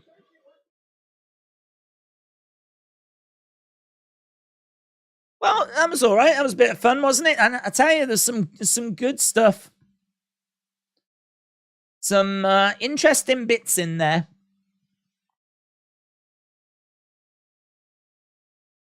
Bailey got misted. She did. Mitchell said, all business should be the new faction name. All business. Oh, Mitchell. Don't mind that at all. Don't mind that at all. All business. All business. I feel like it should have the business thing in. I think you're absolutely right. So it has that nice connection. All business. They all wear suits, nice glasses. Even Bianca could wear a power suit and it would match Bobby's look. I think it's so cool when a champ dresses like Cody does, like Bobby does, like Ric Flair used to, you know? I think if you're the champ, like wearing suits and looking presentable. I mean, like in all fairness, Roman in his tracksuit bottoms, you know, I mean, Roman's killing it. Roman doesn't really need to do that. But I think, like, yeah, Bobby looks great in a suit. I think the Street Profits would look great in suits. Certainly Montez. Can't quite picture Angelo Dawkins in a suit. I feel like he would look fine. He'd have to probably lose the headband though.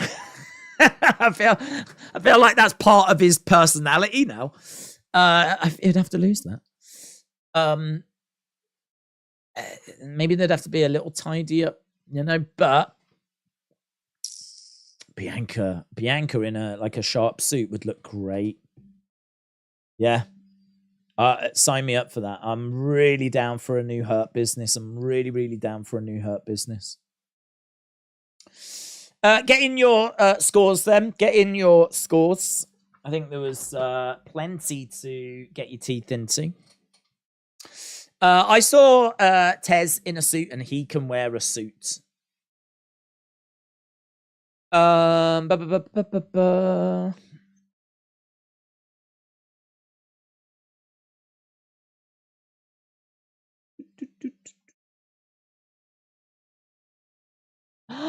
There's a new option?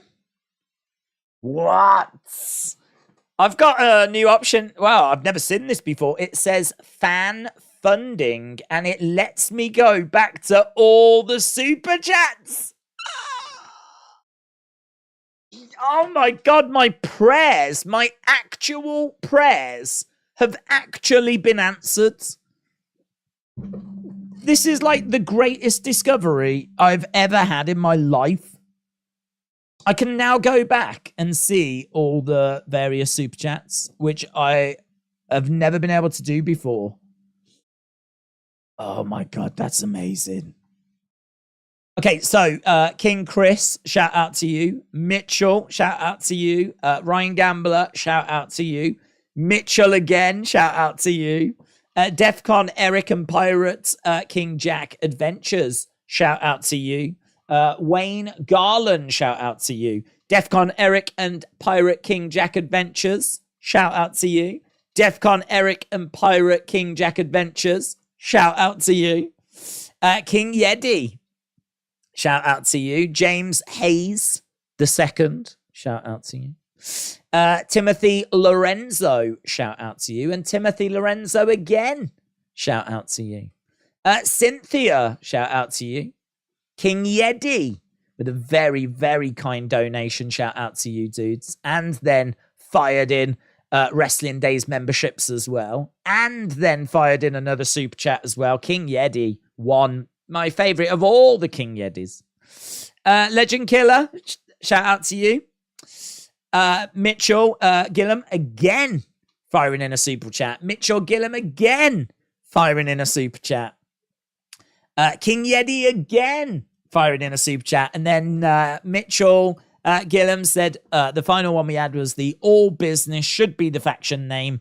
And they all wear suits and nice glasses. Even Bianca could wear a power suit. It would match Bobby's look. Do you know what this means? This is going to revolutionize things. This means that I will never miss a super chat now. Because even if I miss it, I can just go here, find it straight away. No more going back on my phone, scrolling back through the stream to try and find what it is I've missed. Game changer. Game changer. I know that doesn't mean anything to you guys. That is massive for me. I'm so excited. Strictly Business sounds better, says James. Strictly Business. Wasn't there a film called Strictly Business, though? I don't know if you might have a few troubles getting that because of I think there was a film. Watching main event or Rampage, said Lewis. I think they should be called Risky Business, said Dad Stuff, and just wear underwear. All about the business, says Horror King Mayhem. Hayden said, now you can look at the super chats, even if it was missed. That is the future for this Wrestling Days community, yes. Prince Moolah said, don't need the Bloodline to put on a good show. 8.5. Big Time Baxter says, Days, Bobby returns, a new Hurt Business tease, Shotzi head shaved, Paul Heyman super kicked, a fun fatal 4-way. Hard to say this show is anything but above 7.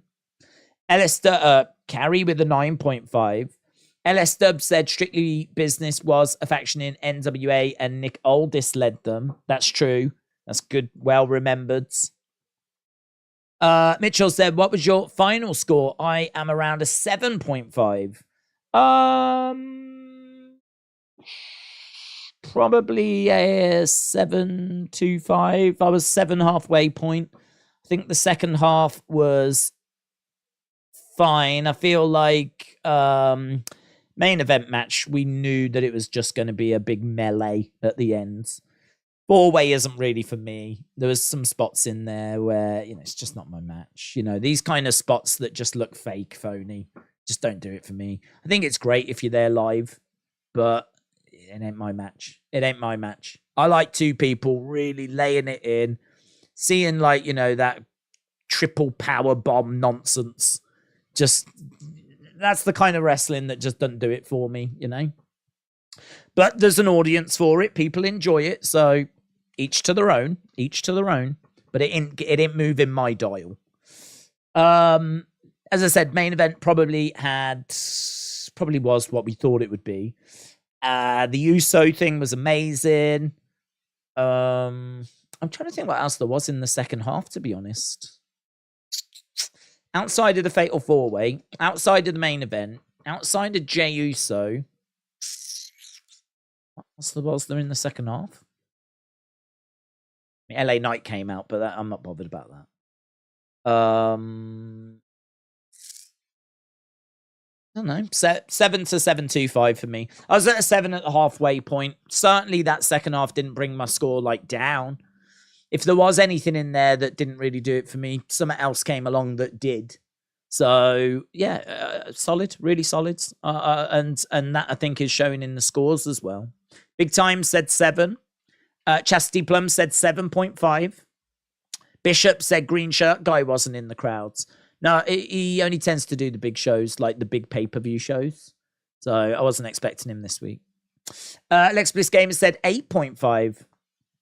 Ashley said, are you doing AJ White 2 Usyk against Dubois? I don't really plan that far ahead, to be honest, bud, because I think it gets, there's things that pop up all the time. So it's very hard to say, yeah, I'm doing this, doing that, because then something else will come along. And then the plans change. And then people go, oh, but you said you was doing this, you was doing that. And I'm like, yeah, but that was before this was announced. So I really try to not plan too far in ahead. But with that being said, I did get time to actually do exactly that yesterday. So those are my current notes. Look. So Misfits on July 22nd, which is like KSI boxing. Crawford Spence on July 29th. Great American Bash on July 30th. SummerSlam August 5th. Joshua White August 12th. UFC 292 August 19th. Usyk against Dubois August 29th. August 26th. AEW All In August 27th. All Out is September 4th. Didn't really get stuck into September too much, but I did see there was a couple of fights. I think the Canelo-Charlo fight should be a big deal on September 30th. Zhang against Joyce 2. Don't know. It depends what else is on, but I am looking at it. And I get Fury against Ngannou October 28th. That'll be tasty. So there is a mixture there of boxing, wrestling, UFC. I mean, I need to look at when UFC 293 is. I am looking at it. I feel almost certain Crawford Spence is what we will do on July 29th. And then Great American Bash on July 30th. But I really wouldn't hold me to those because, as I said, it's a case of I can say that we're doing it now, but the week of it, you know, a lot of it comes down to like interest. If something's really getting a lot of interest, you know, then, you know, and I think that that's what the community wants, then we'll, you know, look to go in that direction. Those are the ones that my gut feeling would be, this might be the direction to go in. I feel like Crawford Spence, just judging by the Tank Davis fights, I mean, that's got potential to be a pretty big stream, to be honest. So that definitely is getting my attention. And there's a few things there that are on a Sunday, which shouldn't have any competition. So things like Great American Bash and AEW, they're on Sundays, and they shouldn't really have any issue. So yeah, I'll keep an eye on that situation. But yeah, I'm looking at these things. King Yeti said he hasn't said it, but I'm his favorite king. Tricky. I think you're up there. I mean, I do like Jerry the King Lawler. And I mean, I don't have an issue with King Charles, to be honest. Don't have an issue with him. I mean, legally, I do have to say that as well, what would be in English. So Burger King's pretty good. Wouldn't want to turn down Burger King. And yeah, I reckon you're definitely top 5. Definitely top 5. How that 5 shakes out, I don't know. I might even go as far as to say you are on the Mount Rushmore. You've made the Mount Rushmore of kings. Charles, Burger, Yedi, Lawler. The undisputed Mount Rushmore of kings. Ashton said, are you not doing UFC 291? Well, I don't have it written down at the moment. So at the moment, it is not on my radar. What is it up against? This is where things collide. UFC 291 on the same night as Crawford Spence. No, Crawford Spence is currently the priority. Eddie Kingston, the Mad King, is the best, said James. BDB said, I was going to go to All In, but my mum is going to get married a few days early. Selfish. Impact Slammiversary is tomorrow, and that will be huge, says Jim. Jalen said, instead of Dawkins wearing headbands, he could wear a do-rag, which would look cooler in a possible new faction. King Chris said, let the War of the Kings begin. Oh, King Chris has arrived. Oh, my God. If this was early in the stream, I would now do a poll of who's better, King Chris or King Yedi. That might have to wait, unfortunately. That might have to wait. I need to get off to do the recap video and all of that. King Booker, said GS Dub. Sean said it's going to be Flair versus Belair versus Asuka for the championship at SummerSlam, and maybe EO will cash in and fail, or Bailey will turn on her. Defcon Eric said they found the Long Island serial killer. That is breaking news. Breaking news. Right, I'm going to shoot off to do the recap little short video thing that I like to do. Really appreciate the support. Appreciate people joining us. I hope you enjoyed the show and had a bit of fun with the stream. We are back tomorrow for UFC. I know that much. Back tomorrow for UFC. Back tomorrow night. I need to set the stream up. That is something I will do once I've done the recap video and all of that kind of stuff. So, yes, appreciate it. James fires in, said, are you doing any of the Women's World Cup? To be honest, it's not on my radar. It is something that I am interested in. The problem that I've got, I suppose it can live on the second channel, but the problem I've got is that I learned the lesson from the football channel that you have to really focus on one thing. If you do a little bit of this and a little bit of that, you're not really making progress anywhere, right? And to be honest, the fact that we do boxing, we do UFC, we do wrestling, even that probably spreads us thinner than we should be, rather than just every day putting out wrestling content. Because, there's channels that all they do is wrestling, or all they do is boxing, or all they do is UFC. And obviously they build up their communities, and, everyone's battling for views. So we've got like this weird sort of community, and I don't need to tell you that, where we've got UFC fans, we've got boxing fans, we've got wrestling fans, and it's all this kind of like melting pot. I would say predominantly wrestling fans. But there's definitely a UFC community that jump in and just join us for UFC. And there's definitely people that I see that just jump in and join us for boxing. Just as there was people that jumped in and joined us for football. So it's tricky. It's really tricky. I think when it comes to the World Cup, there is a chance that we do some England and USA games. I think there's definitely a chance of that. They would happen on the second channel, though. They wouldn't be on this channel. They would happen on the second channel. And to be honest, I think there would need to be maybe the knockout games, the juicier games, maybe even the group stages. I mean, I expect England to get through the group. I expect USA to get through the group. I think once we get to the knockout stages, I think then I would be interested in looking at USA, because I know there's a big USA contingent in our community, and I'd be looking at England's. I don't know. I mean, maybe there'd be a bit of love for Canada if they're in it. I actually don't know all the teams that are in it. But let's put potentially down for that. Let's put potentially down for that.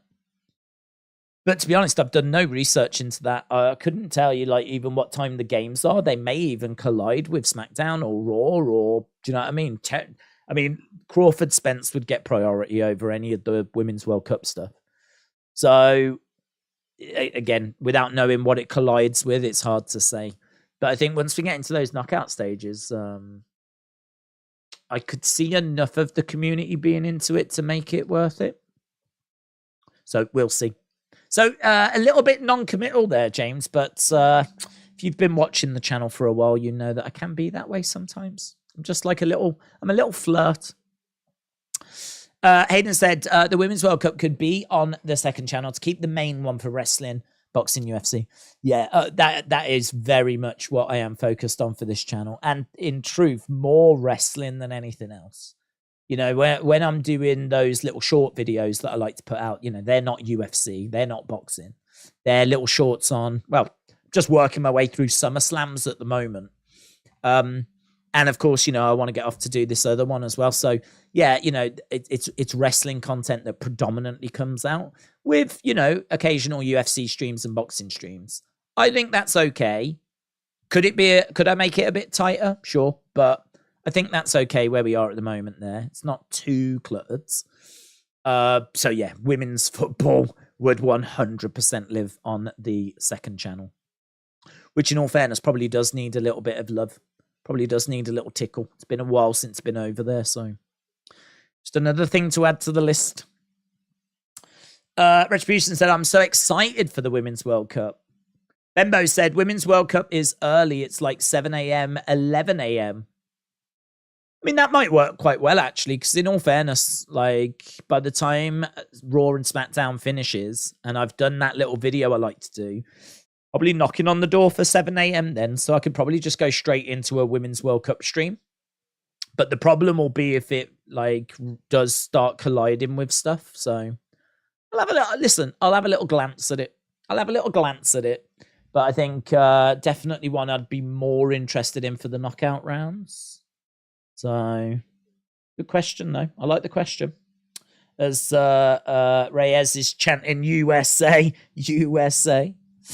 Right, we're done. Awesome. Appreciate the support, guys. Thanks a lot for joining us.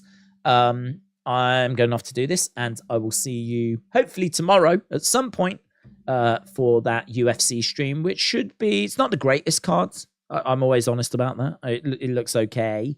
Top end looks okay. I think the co-main event looks good. Got a real prospect in Madalena. who is undefeated in UFC 4-0. He is a boxer, great striking. That should be pretty fun.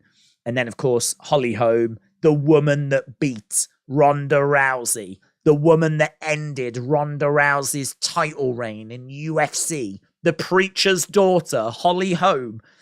She main events tomorrow. So I've always got a soft spot for Holly Holm because of that. Not because I hate Ronda, but it was such a big moment. Such a big moment when Ronda lost that belt. So, yeah, that's our main event. She's taking on quite a dangerous little fighter in Bueno Silva.